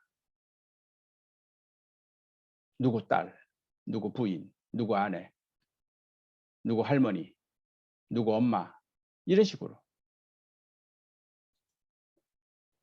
그러면서 존스라고 하는 우리 감리교 선교사님은 이 모든 여성들이 그렇게 억압당하고 눌리고 소외된 것은 유교, 특히 유교의 이원론, 음양론. 그래서 음과 양. 그래서 양은 항상 강하고 우등하고 음은 열등하고 약하고 그리고 악하고 남성과 여성도 그렇게 구별했다는 거죠. 남성은 항상 옳고 여성은 항상 그르고 남성은 항상 강하고 여성은 항상 약하고 그래서 강한 것이 약한 것을 보호해주고 강한 것이 약한 것을 지도하는 게 당연하다. 그런 관점에서 이제 여성들은 항상 남성에 비해서 억압당하고 지도받아야 하는 존재로. 그래서 아마 여러분들의 할머니들 항상 시집살이 할 때 벙어리 3년, 귀머거리 3년, 맹인 3년. 그래야 시집살이. 그러니까 여성은 그죠? 들어도 못 들은 척, 보아도 못 본 척, 알아도 모르는 척. 그것이었죠. 그런데 이제 여성 선교사님들이 들어오면서 그걸 깨뜨리기 시작한 거죠. 그래서 이게 선교사님, 여자 선교사님이 이제 지방 여행을 하던 그런 사전입니다. 그래서 이제 가마를 타고 그러면서 이제 여성 선교사들의 모습을 통해서 복음을 받으려 된 여성들의 다른 모습을 보여주는 거예요. 근데 저 여성들은 벙어리 3년, 맹인 3년, 귀머거리 3년이 아닌 거예요. 뭐 말도 자유롭게 하고 뭐 아는 것도 많고 보는 것도 많고 그러면서 이제 여성들이 한국 여성들이 용기를 얻게 되는 거죠. 그래서 오늘 두 분의 한국 우리 감리교 여성교사의 개척자 두 분을 소개하는데 전삼덕 그다음에 김세지 두 분을 제가 소개하려고 합니다. 전삼덕 이분 양반 평양에 아주 승지벼슬을 하던 고위층 관리 원래는 강서 출신입니다. 이분이 이제 처음에 노블 부인한테 이제 스크랜턴한테 이제 세례를 받았는데 이분이 이제 쓴 글에 그런 게 나와요. 1896년에 이분이 세례를 받게 되는데 북한 조선 여성으로는 최초의 세례를 받게 됩니다. 세례가 뭔지도 모르는 거죠. 뭐 불교나 뭐 이 샤머니즘이나 뭐 유교나 뭐 이런 예식이 없으니까요. 근데 이제 세례가 어떤 건지 모르는데 이제 목사님이 머리에다 손을 얹고 물을 끼얹는 거라. 근데 이제 남녀 질세부동석 그게 강하니까 어떻게 외간 남자한테 내가 얼굴을 보일 수 있느냐. 그래가지고 어이구 이거 우리 아직도 이제 보수적인 그런 분위기에서 이거 어떻게 받을 것인지 모르겠습니다. 했더니 이제 이분이 한 말이 휘장 가운데 구멍을 하나 내고 머리를 거기로 디밀어 내면은 거기 이제 저쪽 편에서 스크래턴 목사님이 물을 얹어서 세례를 준다. 이게 아주 유명한 휘장 세례죠. 아마 이 얘기는 여러분 많이 들으셨을 겁니다. 초창기에 대부분 여성들이 이렇게 휘장 세례를 받았으니까요. 그렇게 해서 이제 휘장 세례를 받게 됩니다. 저는 이제 휘장에 구멍 하나지만 이 구멍의 의미가 굉장히 크다고 생각하는 사람이에요. 예수님이 십자가에 돌아가시는 그 순간에 왜 성전에 휘장이 찢어졌는가? 그러니까 그때 성전에는 뜰이 굉장히 많았습니다. 그때마다 다 이 칸막이가 있었어요. 지성소에서 성소, 성소에서 이방, 남자에서 여자, 여자에서 이방인, 겹겹이 휘장이 있었던 거죠. 근데 그 십자가로 그 휘장이 찢어졌다는 이야기는 이제는 성별이 다르다고, 민족이 다르다고, 직업이 다르다고 차단되는, 그게 이제 없어졌다는 그런 얘기죠. 이게 바로 자유와 해방이죠. 그래서 이제 전삼덕 전도 부인의 그 휘장 세례가 비록 구멍 하나 났지만 의미가 크다고 저는 그렇게 보는 겁니다. 그다음에 이제 김세지, 아마 우리 이성은 회장님의 증조 할머니가 되시는 분을 제가 알고 있는데, 고조 할머니인가요? 증조 할머니인가요? 자가 제일 왼쪽에 계신 분이, 저분이 굉장한 분입니다. 저분도 역시 마찬가지로 남편이 승지비어스를 했던 아주 평양의 고위 관리, 그러다가 이제 복음을 받아들여서 예수를 믿게 됐고, 저분이 이제 세례 받으면서 이제 특별히 이제 이름을 얻은 걸로 유명합니다. 그래서 이제 노블 부인이 그에게, 원래는 나는 언문도 모르는 무식장이었다. 그러니까 양반 부인이었지만 한글도 읽지 못하는, 이게 이제 조선 여성들의 모습이죠. 그런데 이제 선교사 부인이 와서 한글을 가르쳐 줬다. 그러면서 이제 한글로 된 기독교 서적들을 읽게 해주었다. 그래서 5.1회를 조직했다는데, 5.1회가 지금으로 말하면 속회입니다. 그래서 이제 금요일이 5일이잖아요. 주일 다음에. 그래서 속회를 조직을 해가지고 그래서 글 모르는 사람들에게 글을 가르쳐주고, 그 다음에 기독교 교리 서적을 가르쳐 주었다. 그리고 나서 이제 노블 부인이 가르쳐준 대로 열심히 공부한 다음에 노블 목사님이, 이분이 이제 호월 다음으로 평양 선교를 개척했던 목사님입니다. 오케이. 그래서 이분이 이제 세리라는 이름을 얻었다. 그래서 처음으로 세례를 주면서, 세례를 줄 때 이름을 부르잖아요. 그래서 세례를 주면서 이름을 주니까 세디라는 이름을 얻었다. 그래서 이분이 한 말이, 제가 굉장히 이걸 학교에서 강의할 때도 이 문장을 굉장히 저는 강조합니다. 나의 이름은 그의 부인이 지어준 것이다. 오랫동안 이름이 없이 살던 나는 주의 은혜를 힘입어 세례받던 날로부터 여자된 권리 중에 하나를 얻게 되었다. 이로 보면 조선 여자의 해방은 우리 그리스도교로부터 시작되었다고 할 만하다. 이게 1927년에 쓰신 글이에요. 그러니까 복음을 받아들인 한국 여성들이 복음이 뭔가 했을 때, 교회 간다. 그리고 뭐 남편 사업 잘 된다.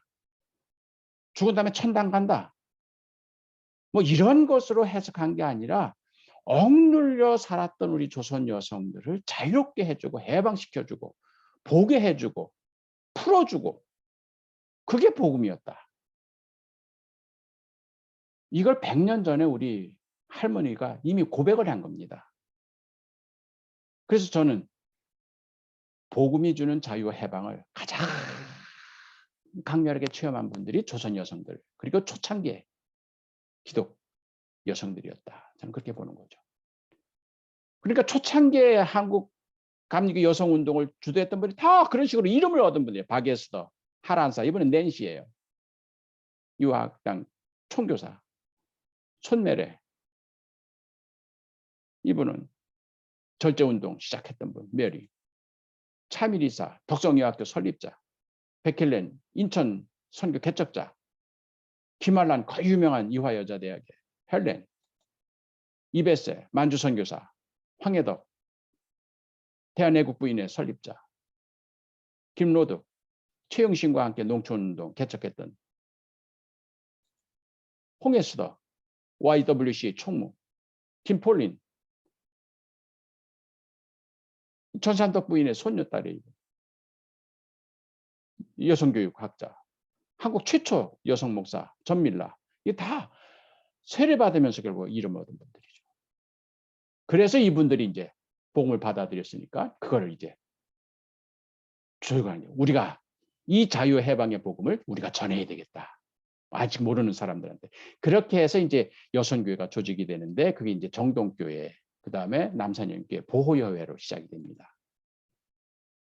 그러니까 이제 예배당이 설립됐지만 이렇게 가운데 칸막이가 있었던 거예요. 그래서 남자 여자가 따로따로 이렇게 앉게 되는 거죠. 저 칸막이가 없어지는 게 1910년대에 와서 없어집니다. 우리 한국에서는. 그래서 남자 여자가 구별이 되어 있지만 자고는 한 지붕 아래서 예배를 드리게 되는 거죠. 남산형교회도 또 마찬가지죠. 그래서 평양 남산형교회도 저기 가운데 칸막이가 있어가지고 저 지금 감시하는 남자 보세요. 남자 쪽을 보고 있잖아요. 여자 쪽 오른쪽은 보지를 않고. 그러니까 남자 쪽에서 계속해서 여자 쪽을 힐끗힐끗 하니까 아주 엄하게 지금 감시하고 있는. 저게 1910년대까지 저랬어요. 예배당에서. 그러다가 이제 저기 철폐가 되는 거죠. 이게 이제 결국 500년 동안 지배했던 유교의 문화가 이제 서서히 무너지기 보는 거죠.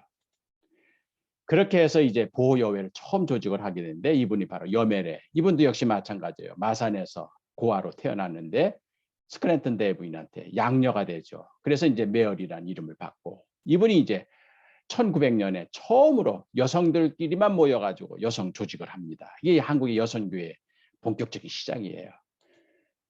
이분이 이제 그 보호여회를 시작하면서 기도한 내용이 나옵니다. 그래서 저는 여성교회 모임에 갈 때마다 이 기도 잃지 말라. 이게 우리 할머니들이 처음 여성교회를 조직할 때 드린 기도다. 이 회가 작정되게 하옵시고 또 이 교회 서시한 이후에 주께서 이 회의 머리가 되시고 이게 중요합니다. 우리 선교의 머리는 주님이시지 우리가 아니다. 우리를 가르쳐 주사 이 회가 진복해 하옵시고 이 회가 크게 흥왕하여 회우 수요가 여러 만 명이 되게 하옵소서. 이때 한 3명이 모였거든요. 13명 정도가 모여가지고 기도하는데 여러 만 명이 되게 하옵소서. 배포가 커요. 근데 그대로 이루어졌잖아요 지금. 이것은 우리 구세주 예수 씨의 이름으로 의지하여 비옵나이다. 아멘. 이게 이제 우리 여성교회의 창립 기도문이 됩니다. 그래서 이제 이 복음을 맛본 여성들이 모여서 이제 여성교회 활동을 하는 거예요. 이제 여성교회 활동하는 그런 사진을 좀 보여드리겠습니다. 이 평양에서 아까 이제 휘장 없어졌죠. 가운데 칸막이.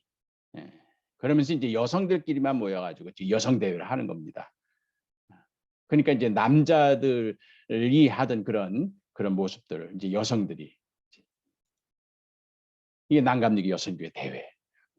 그러니까 이제 가정에서 숨어서 살던 여성들이 이제 아주 못을 입고 가서 이게 원산의 감리교회 여성교회 전국 대회를 하는 거 모습입니다. 여성들이 모여가지고 저기 남자 한 명도 끼지 못해요. 감히 어디 저기 들어가겠습니까? 그러니까 여성들이 이제 불과 50년 만에 복음이 들어간 지 50년 만에 저런 변화가 일어나는 거죠. 그러다 보니까 이제는 여성 전도자, 여성 목회자 양성이 시작되는 거죠. 복음을 전하기 위해서는 이제 남자 목사님들, 남자 선교사님들 가지고는 안 되니까. 그래서 미감리 부인 성성학원이 11년에 이제 첫 졸업장을 내요. 그게 발전되면 여자 성경학원이 됩니다. 여자 협성 여자 신학교가 옛날 충정로에 있었어요. 그게 합해가지고 남녀 이제 공학으로 감리교 신학, 오늘날의 감리교 신학대학이 되는 거죠. 그래서 한국에서 최초의 고등교육 기관으로서 남녀공학이 이루어진 데가 감리교입니다. 그러니까는 배제학당은 남자학교, 이화학당은 여자학교. 그렇게 해서 남자, 여자, 연희 전문의 여학교, 여학생 한 명도 없었어요. 일제시대 때. 이화학당에 남자 학생 한 명도 없었어요. 근데 이제 고등교육기관으로는 남녀가 공학된 게 이제 감리교 신학이 처음이에요. 그래서 이제 남녀 신학교. 이제 거기서 유명한 최용신이라든지 전밀라라든지 전진이라든지 이런 분들이 다 거기서 나오게 되는 거죠. 그리고 지방마다 여자 성경학원이 있어요. 그래서 쿠퍼 선교사님 저 가운데 뒷자리에 있는데 저분이 굉장한 분이에요. 저기 강원도 선교의 개척자죠. 저 쿠퍼 선교사님. 우리말로 거포계라고 그랬는데 저분이 교장이었던 보혜 여자 성경학원. 저분이 양성한 여자 교육자들. 그래서 이제 1931년에 한국의 최초의 감리교 한국에서 서울 정동교회에서 최초의 저건 세계 최초입니다. 미국 감리교회보다도 먼저 한국에서 여성 목사가 먼저 나왔어요. 비록 한국인 여성 목사는 해방 후에 나왔지만 31년도에 한국 감리교회가 해외 미국에서 오신 여자 남감리교, 북감리교 여자 선교사님 다 20년 이상 선교사로 활동하셨던 분들입니다. 저분들에게 최초로 여성 목사 안수를 줘요. 그래서 양주산 목사님이 그때 이제 감독님이었죠. 총리사였는데 그분이 목사 안수를 줘서 여성 목사가 최초로 배출이 됩니다. 자, 이제 독립운동을 짧게 말씀을 드리고 이제 넘어가겠습니다. 아까도 모두에도 말씀드렸습니다만 일제 시대에 일제 강점기 그 박해와 보니까 자연히 이제 나라와 민족을 위한 그래서 원산 교회를 보면 태극기가 늘 걸려 있어요. 그래서 합병되기 전부터 나라 사랑하는. 그래서 1906년에 이제 선교보고에 폐인 이화학당 교장이 쓴 보고서에 보면 이화학당 학생들이 1905년에 자기가 안식년 휴가를 마치고 오니까 계속해서 오후에 1시간씩 자기네들이 모여서 기도해야 하는 거예요. 그래서 뭘 위해서 기도하느냐 하고 물었더니 나라를 위해서 기도합니다. 이게 구국기도회입니다. 그래서 구국기도, 나라를 위한 기도회가 이화학당에서 처음 시작이 돼요. 그때가 바로 1905년에 을사늑약이라 해서 우리 모든 외교권을 일본이 다 늑탈해 갔던 그때잖아요. 그러니까 나라가 위태로우니까 나라를 위한 기도회를 감리교 여성들이 시작을 한 거죠. 그리고 그 이듬해는 국채보상운동이 일어나서 나라빚을 갚는 운동이 일어나는데 이게 물론 대구에서 보부상들이 남자들이 시작한 운동이지만 전국으로 확산되면서 우리 감리교 여성들이 여기 적극적으로 참여합니다. 그래서 탈환회라고 하는 조직을 만들어요. 교회 여성들이 탈환회. 탈은 이제 벗긴다는 말이고 활은 반지라는 뜻입니다. 반지를 벗어서 반지를 나라 빚을 갚는데 내자는 얘기예요. 우리나라가 IMF 맞았을 때 그때 금 모으기 운동 했던 거 그거 똑같은 운동을 이미 1907년에 교회 여성들이 한 겁니다. 그래서 이 탈환회를 조직을 해가지고 여성들이 다 이제 손가락에 금반지 은반지를 끼고 있었잖아요. 그걸 빼는 운동을 합니다. 그러면서 그 취지문의 첫째 문장이 뭐냐면은 대저 하나님께서 내신 바 사람은 남녀가 일반이다. 남녀가 똑같다는 얘기예요. 이게 남자들만의 운동이 아니라 여자들도 똑같다. 국채를 갚고 보면 국권만 회복될 뿐 아니라 우리 여자의 힘을 세상에 전파하여 남녀 동등권을 찾을 것이니. 그러니까 여성들이 독립운동을 하게 된 거는요. 나라를 잇겠다 찾겠다는 그런 거기서 플러스 하나가 더 있습니다. 하는 뭐냐면 남녀 동등. 그동안에는 정치운동, 독립운동, 민족운동 이건 남자들의 전유물이었어요. 여자가 왜 나서는 여자는 집에서 이랬거든요. 그런데 이제는 깼잖아요. 보잖아요. 알잖아요. 그러니까 이제 여성들도 똑같이 남들과 같이 독립운동하는. 그것이 이제 하란사의 미국 유학 독립운동. 그 다음에 3.1운동, 고증 황제. 아마 여러분이 3.1운동에 대해서 잘 아시기 때문에 초면이 액면으로 보면 남자들이 하는 것 같아요.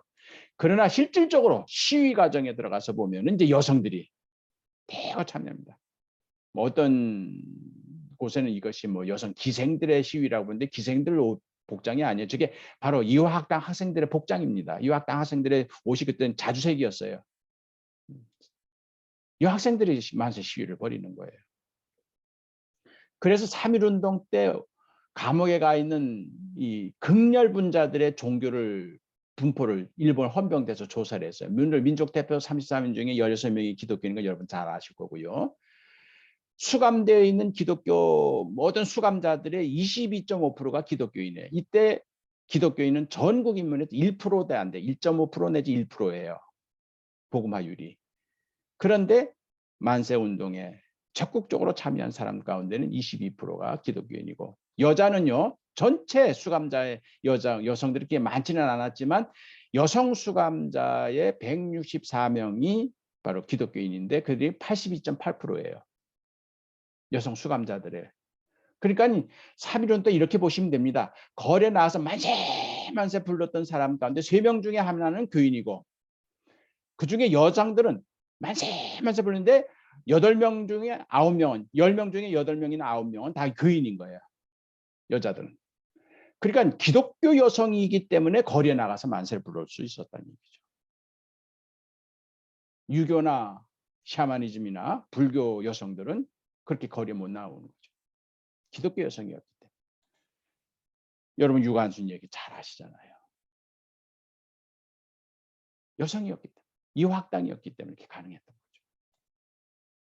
유관순이 수감되어 있던 8호 감방 서대문 형무소에 가보면 거기에 좋게 돼 있어요. 거기 보면은요. 여성들만 모여 있는데 유관순, 신관빈, 임명애, 김향화, 신명철, 권혜라, 어윤희 이런 분들이 같이 감방에 있었는데 여기에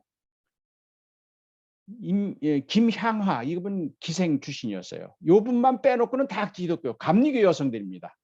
특히 어윤희, 권혜라, 신명철, 신관빈 요 분들은 다 개성의 전도 부인들이었어요. 우리 여성교회 지도자들이었습니다. 어윤희는 전도사님이었고 권혜라도 전도부인이었고 신명철은 이분은 앞을 보면 시각장애인입니다. 앞을 못 보는 분인데도 이분은 전도부인이었어요. 신관빈 전도부인이었습니다. 우리 여성교회 지도자들이에요. 이분들이 이건 유관순과 같이 감방해서 기도회를 하고 거기서 투쟁을 한 거죠. 이런 과정을 거치면서 결국 기독교 여성들이 나라와 민족을 위해서 애국부인회를 조직을 하고 또 활동을 하는 거죠. 아마 여러분은 명월관이라는 데 어떤지 아실 거예요. 기생집입니다. 남자들이. 그 명월관 분점이 어디냐면 태화관이에요. 거기서 민족대표 34인의 독립선언서가 이루어지거든요.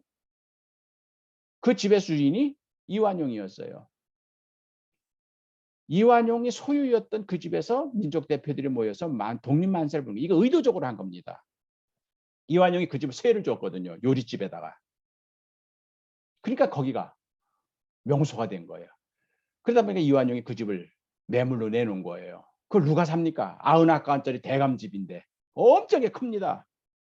그걸 난감리교 선교부에서 그걸 사요. 여성교부에서. 그래서 태화여자관이라고 하는 아마 50년대, 60년대, 70년대 서울에 계셨던 분들은 태화여자관이 어떤 데인지 아시는 분 쭉 계실 거예요. 지금의 태화기독교 태화기독교 사회복지관이 지금도 거기 있죠. 그래서 감리교 여성교부에서 난감리교 여성교부에서 그걸 사가지고 여성복지운동을 하는 거예요. 여성사회운동을 하는 거예요. 그래서 거기서 여학교를 하고 야학교를 하고 거기서 아동진료소를 하고 거기서 여성 신학을 가르치고 그래서 그 바로 여기 유치원을 거기서 합니다. 요 태화야벽이라고 이게 술집에 있을 때 갔었던 간판인데 그 태화관이라는 걸 그대로 이름을 가지고 온 겁니다. 거길 유치원으로 만들어요. 그래서 그게 해방될 때까지 보존이 됩니다. 그러니까 여성 놀이개 기생들 끼고 남자들이 술 먹던 그 집을 이제 우리 감리교 여성부부에서 그걸 사가지고 거기서 여성복지, 아동복지 그리고 빈민 고아 구제 이 사역을 하게 되는 겁니다. 이게 바로 태화관 옛날 그 명월관 그 시절에 저가 여기 조선시대 대감이 살던 데거든요. 여기가. 그래서 그렇게 바뀌는 거예요. 이제 이분들이 이제 해외로 나가게 됩니다. 결국 복음을 받아들인 사람들이 국내에서만 전도하는 것이 아니라 이제는 하얼빈 감리교 부인 성경학 1회 졸업생이에요. 저분 양우로도 시베리아 최나오미 그다음에 하와이 문또라 여러분 이름 보시면 아 저분들 다 세례 받으면서 이름 얻은 분들이구나 되게 아실 겁니다. 그래서 이분들은 결국 한국 감리교 여선교에서 처음으로 해외 파견한 여성 선교사가 되는 거죠. 만주 남성균 남경순 만주 시베리아 그 추운 그 지역에 하와이 간 분들도 다 이렇게 태극기하고 십자기를 같이 걸어요. 그러니까 기독교 복음과 나라 사랑 이게 해외에 나가 있는 모든 한국 디아스포라들의 가슴 속에 있는 두 심장입니다.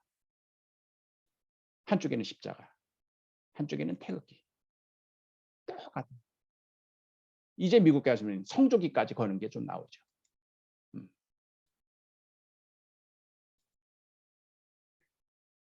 벙어리 3년, 규머거리 3년, 맹인 3년. 이것이 복음 이전의 조선 여성들이었습니다. 그러나 복음 후에는 그게 바뀌었습니다.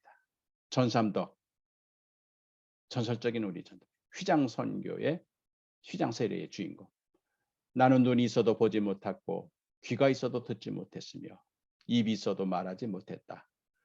그러나 예수를 안 후로 나는 자주한 인간이 되었다.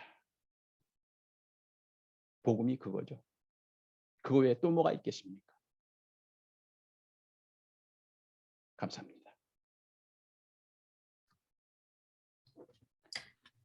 감사합니다. 이덕주 교수님. 여러분들께서 아주 너무너무 열심히 그 교수님의 그 선교 역사에 다 동참하신 점 있습니다. 최준사님 저희 거를 켜주시기 바랍니다.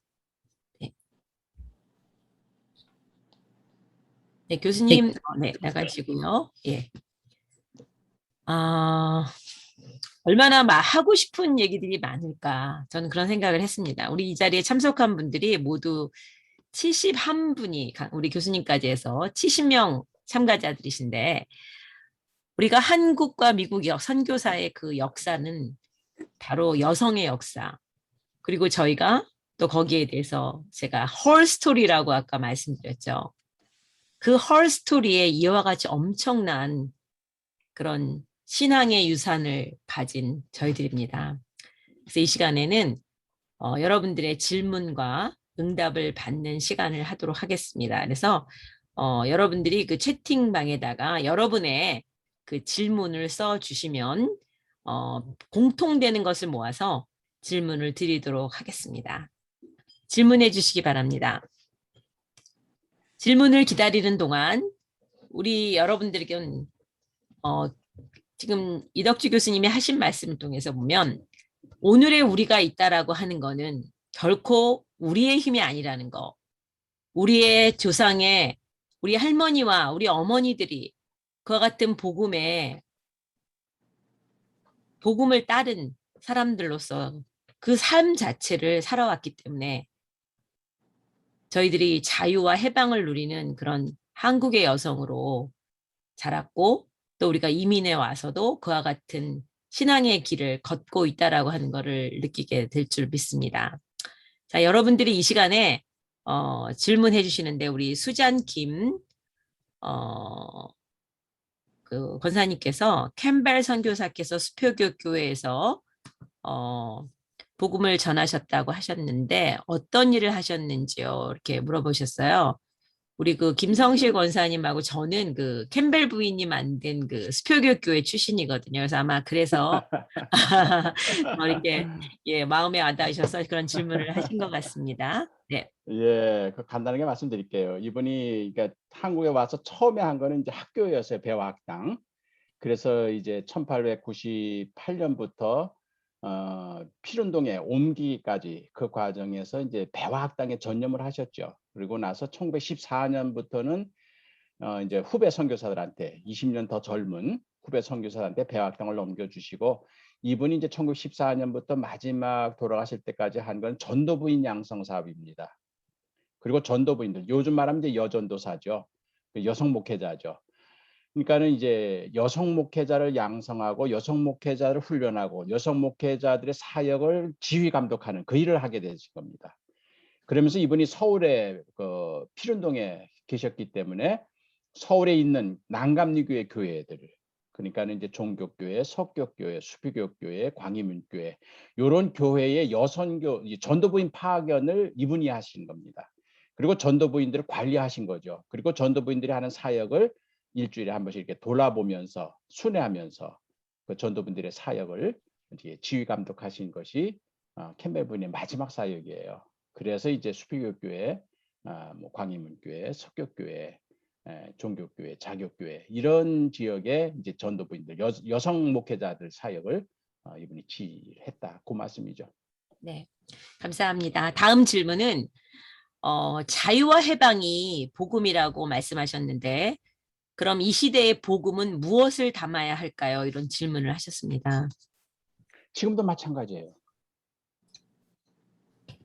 지금 한국 사람들과 한국 교인들뿐만 아니라 억누르고 하고 있는 게 그게 영적인 면에서 죄로부터의 자유와 해방을 우리는 많이 얘기를 하는데 그런 것뿐만이 아니라 저희가 잘 생각하면 우상으로부터의 자유가 지금 필요한 것 같아요.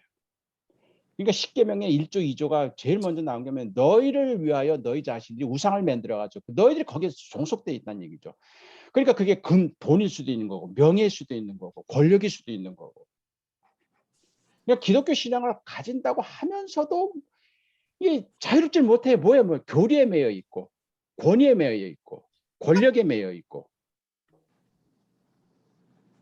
예수를 믿으면 그것이 자유를 줘야 되는데 자유가 아니라 헌금을 하더라도 이거 하면은 내가 벌 안 받는가 불안한 마음에서 교회 봉사를 하더라도 그게 그래서 진리가 너에게 임하면 너희가 자유케 하리라. 진리가 너희를 자유케 하리라. 예수님이 그런 말씀을 하셨거든요.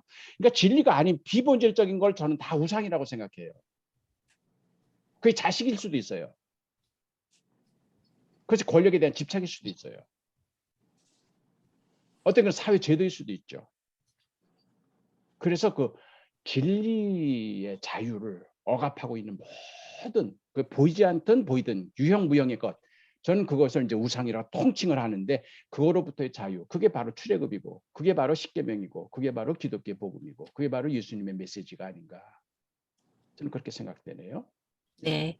다음 질문은 지금 오늘 렉처 하신 그런 모든 것들이 그런 거에 대한 책이 있는가라고 하는 걸 좀 질문하신 것 같아요. 그런 책을 좀 봤으면 좀 예. 그랬으면 좋겠다 이런. 우선 뭐 제가 감리교회 여선교회 역사책을 쓴 게 좀 두꺼운 게 하나 있고요. 저 벌써 한 20년 됐나? 30년 됐나? 네, 그 정도 되셨어요. 30년 되셨어요. 네. 그게 있고요. 지금 현재 여러분이 쉽게 읽을 수 있는 책으로는 홍성사에서 나온 한국 교회 처음 여성들이라는 책이 있어요.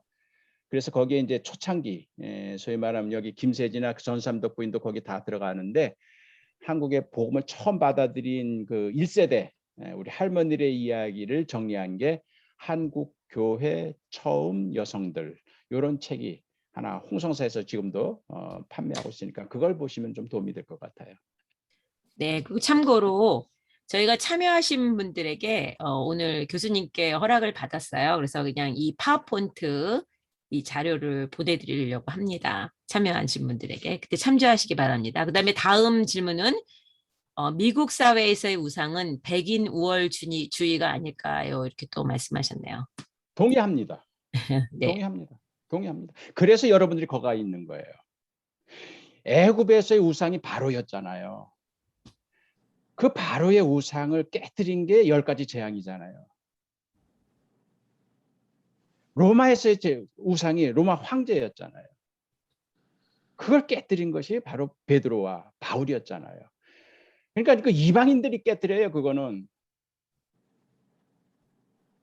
본토 사람들은 못 깨뜨려요. 그걸.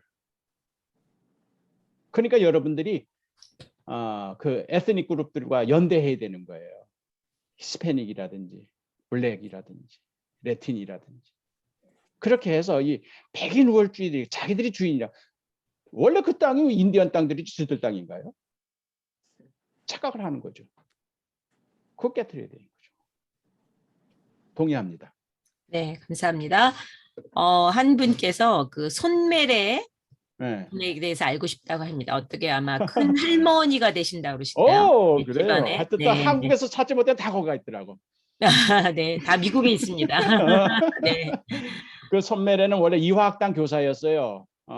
그러다가 이제 이분도 3.1운동 때 그 경험을 하고 난 다음에 원래 이화학당 출신이고 그리고 그분이 이제 이화학당 교사로 있다가 틸링이라고 하는 미국의 절제운동 그저 우먼스 유니언 오브 템퍼런스 그 운동한 지도자입니다. 틸링이라고 하는 그 미국 절제운동 금주금연운동 지도자가 한국을 방문해서 순회 강연을 하는데 거기 통역이 필요하잖아요. 그때 이제 손매래 선생이 영어가 잘 되니까 통역으로 참여한 거예요.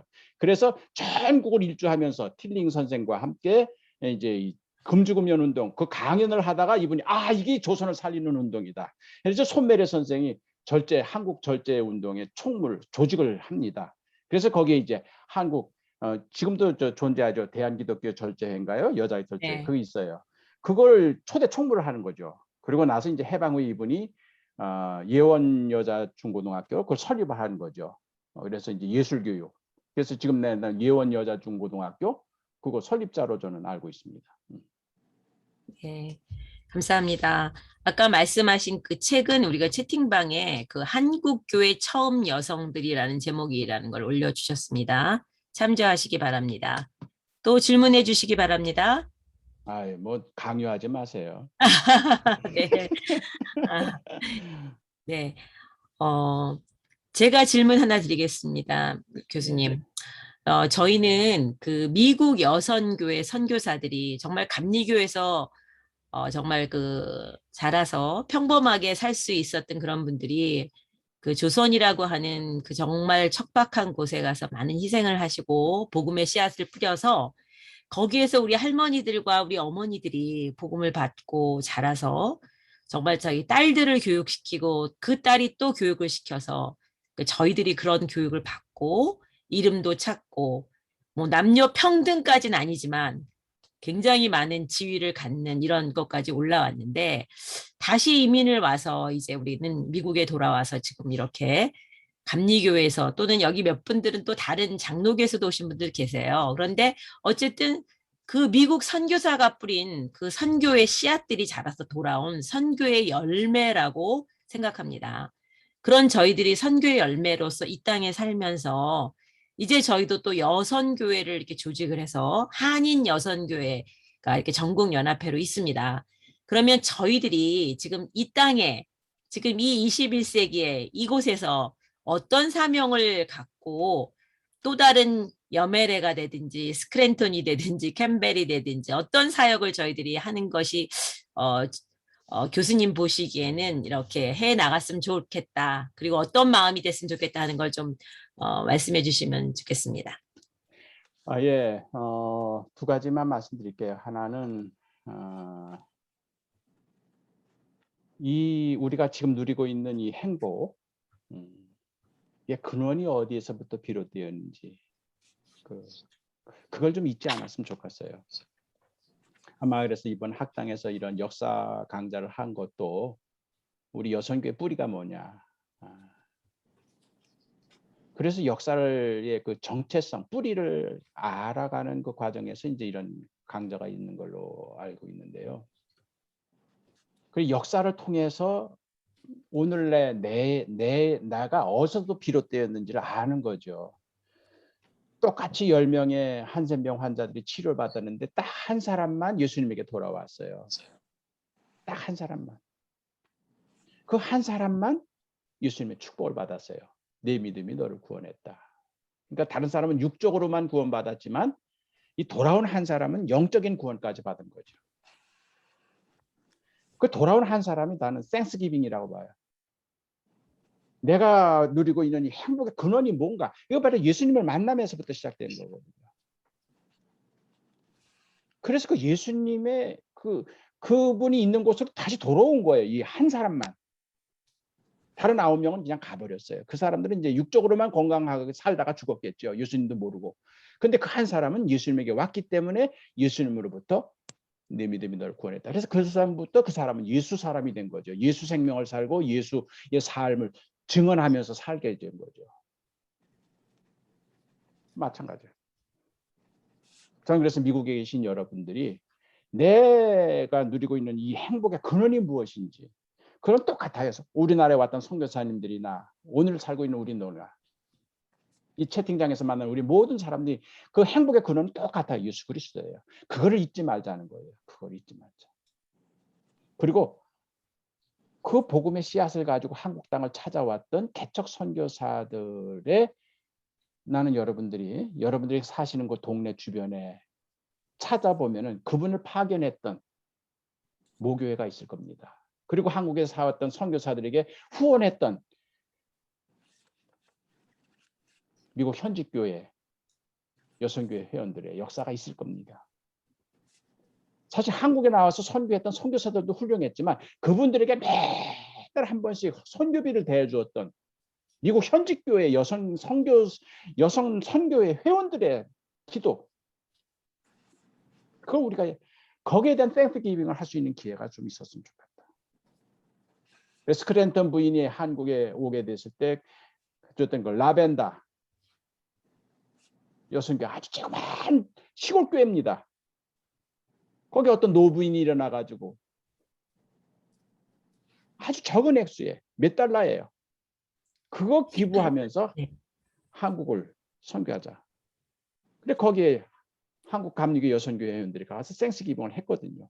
그런 식으로 캠벨 부인을 파견했던 LA, 그다음에 뭐 스크랜턴 부인을 파견했던 클리블랜드, 이런 지역 교회의 여선교 과거의 지도자들에게 그걸 기억하고, 또 그분 선교사님들이 은퇴한 다음에 한국에도 많이 묻혀 있지만 미국에서 많이 돌아가셨어요. 미국에 귀국해가지고. 그래서 미국에 곳곳에 흩어져 있는 한국에서 사역했던 선교사님들의 여자 선교사님 무덤들이 있을 겁니다. 좀 그런 것들을 좀 찾아보시면서 거기에 우리가 땡스기빙을 좀 하는. 예. 네, 감사합니다. 이제 여러분들이 이렇게 보니까 그 여러 그 선교사님들 이런 인물들에 대해서 좀 자세히 많이 알고 싶어 하시는 것 같아요. 그래서 지금 한 분은 노블 선교사에 대해서 좀 더 잘 알고 싶다 그러셨고, 그다음에 또 양주삼 그 감독님인데 한국에서의 활동을 말씀해 주시면 좋겠다는데 그분이 미국에서 최초의 한인 감리교 선구자로 알려지고 있다 그러시는데, 일단 예. 질문을 좀 하셨네요. 네. 그래요. 노블 선, 간단하게 노블 선교사님에 대해서는요. 작년에 최근에 그 노블 선교사로 박사학위를 받은 분이 있어요. 조선해 박사님이라고. 그분이 노블 선교사에 대해서 책을 썼습니다. 그래서 매티 노블, 이제 원래 남편은 이제 윌리엄 노블이지만 부인의 이름은 매티 노블인데, 매티 노블의 조선 생활이라는 제목으로 서울에서 한국 기독교 역사 연구소에서 책을 냈습니다. 아마 그걸 보시면은 그 노블 남편도 훌륭했지만 그 부인도 참 훌륭했습니다. 그래서 노블 부인의 그 사역에 대해서는 그 책이 있으니까 좀 참조하실 수 있을 거고요. 그다음에 두 번째 질문이 뭐였죠? 양주선 감독님이 양주삼 목사님은 네, 네, 그분에 대해서는 이제 한 50년 전에 그 책에 한 권 나온 게 있어요. 그래서 모건대학의 학장으로 계시던 이호은 목사님 쓰신 양주삼 목사님의 전기가 지금 절판돼서 읽기는 어려울 겁니다.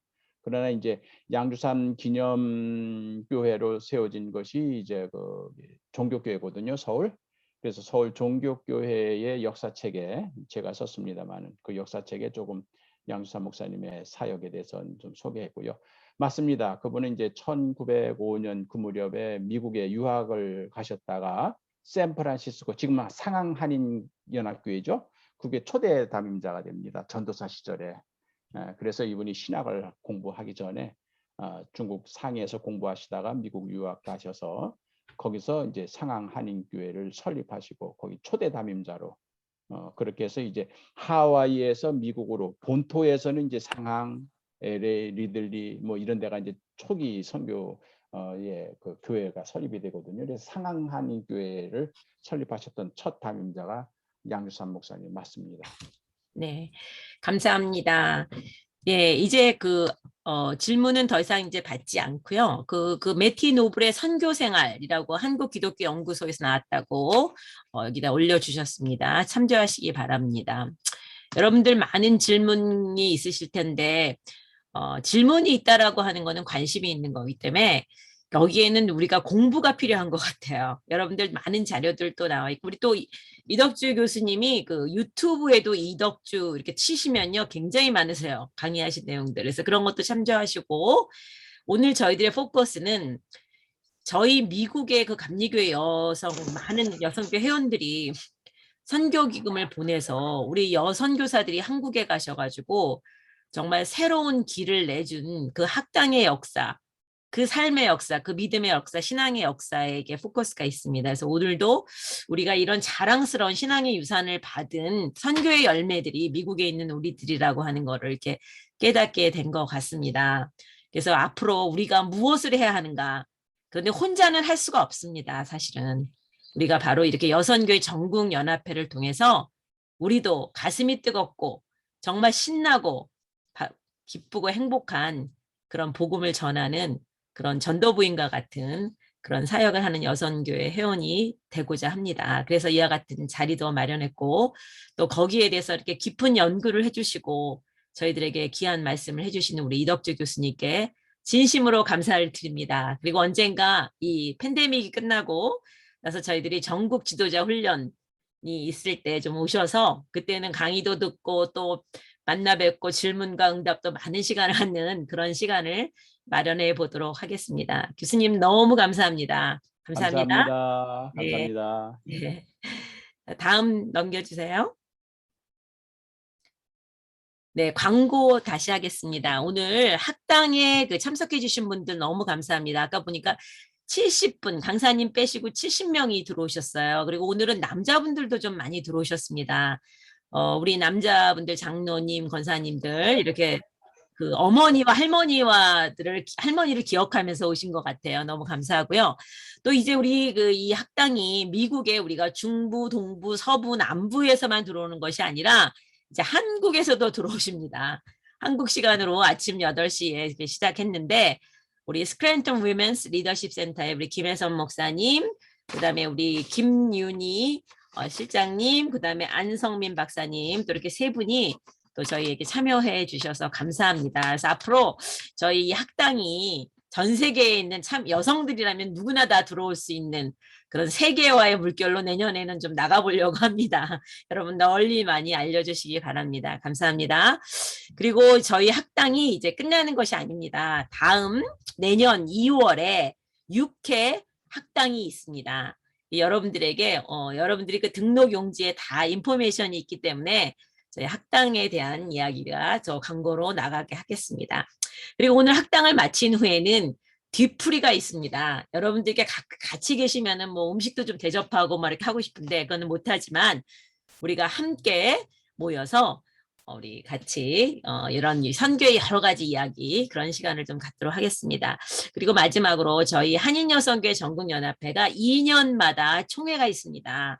11월 15일에 저희 총회가 있습니다. 그래서 여러분들 임원들과 또 우리 회원들 참여해 주시고 함께 들어오셔서 우리 총회 날짜 11월 15일입니다.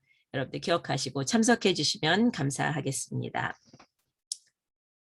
자, 그리고 이 시간에는 우리가 처음 시작할 때 그 십자가의 전달자라고 하는 찬양을 여러분에게 먼저 보여드렸는데요. 유튜브로. 우리 이 시간에는 좀 우리를 위해서 희생하신 그 선교사님들 기억하고 또 우리의 할머니들, 어머니들, 믿음의 어머니, 할머니들도 기억하면서 이 십자가의 전달자 다 같이 찬양하시겠습니다.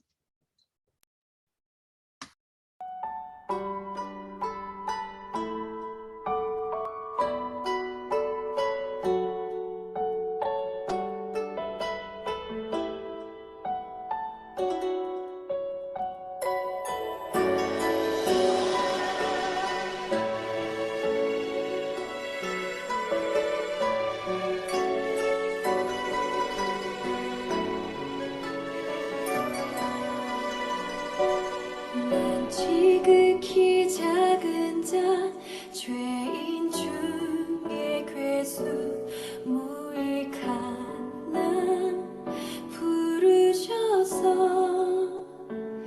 간절한 기대와 소망 부끄럽지 않게 십자가 전게 하셨네. 어디든지 가리라 주 위에 서라면 나는 전하리 그 십자가 내 몸에 밴 십자가 그 보혈의 향기 온 세상 채울 때까지 살아도 주를 위해 죽어도 주를 위해 사나 죽으나 난 주의 것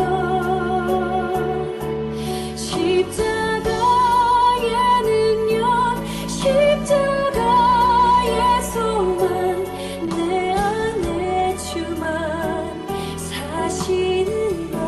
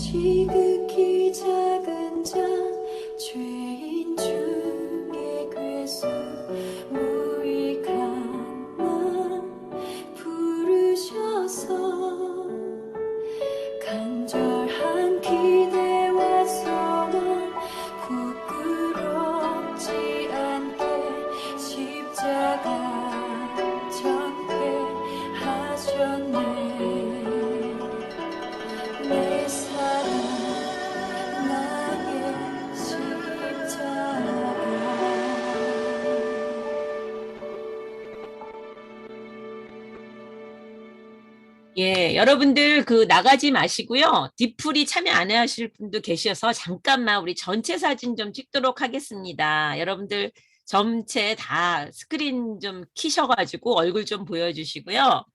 우리 미 전역과 한국에서 들어오신 분들 다 함께 우리 최병환 전도사님께서 사진 찍겠습니다. 여러분들 그 밑에 리모티콘 해서 우리 하트 좀 이렇게 한 번씩 다 이렇게 만들어 보시겠어요? 저처럼? 자, 한번 만들어 보세요. 하트. 이렇게, 네. 하트 만드시고, 예, 찍어주세요. 네, 찍겠습니다. 하나, 둘, 셋. 네, 한 번만 더 찍겠습니다. 잠시만요. 네. 한 스크린에 다 안 나오니까요. 다 찍겠습니다. 여러 번. 네, 한 번 더 찍겠습니다. 네. 네, 하나, 둘, 셋. 됐습니까? 네, 잠시만요. 두 번째 슬라이드까지. 또 다음 스크린으로 넘어가. 한 번만 더 여러분들. 더 예쁜 거 네, 찍어주세요. 다 끝났습니다. 네. 아, 그러세요. 네, 감사합니다. 전사님 수고하셨어요. 여러분 너무 반갑습니다. 이렇게 2시간을 정말 너무너무 열심히 이렇게 여러분들 강의를 들어주셨고요. 우리 이덕주 교수님은 나가신 거 계시나요? 예, 예, 아직 안 나가. 네, 나가라래 교수님 나가지. 계시네요. 네, 나가라래. 반갑습니다. 아니요, 교수님 안 나가셔면 더 좋아요. 저희는 계시면 더 좋은데 제가 주일 아침이잖아요. 그래서 맞아요. 네, 교회도 가셔야 되고 그러신데 저희가 아. 계속 교수님 이렇게 모시고 있을 수가 없어서 차마 얘기를 아. 못했어요. 그래서 이렇게 아, 네 계셔주시면 고맙습니다. 너무 예. 감사하고요. 네, 우리 에덴 교회에서 들어오신 분들 계시죠? 볼티모어 계세요?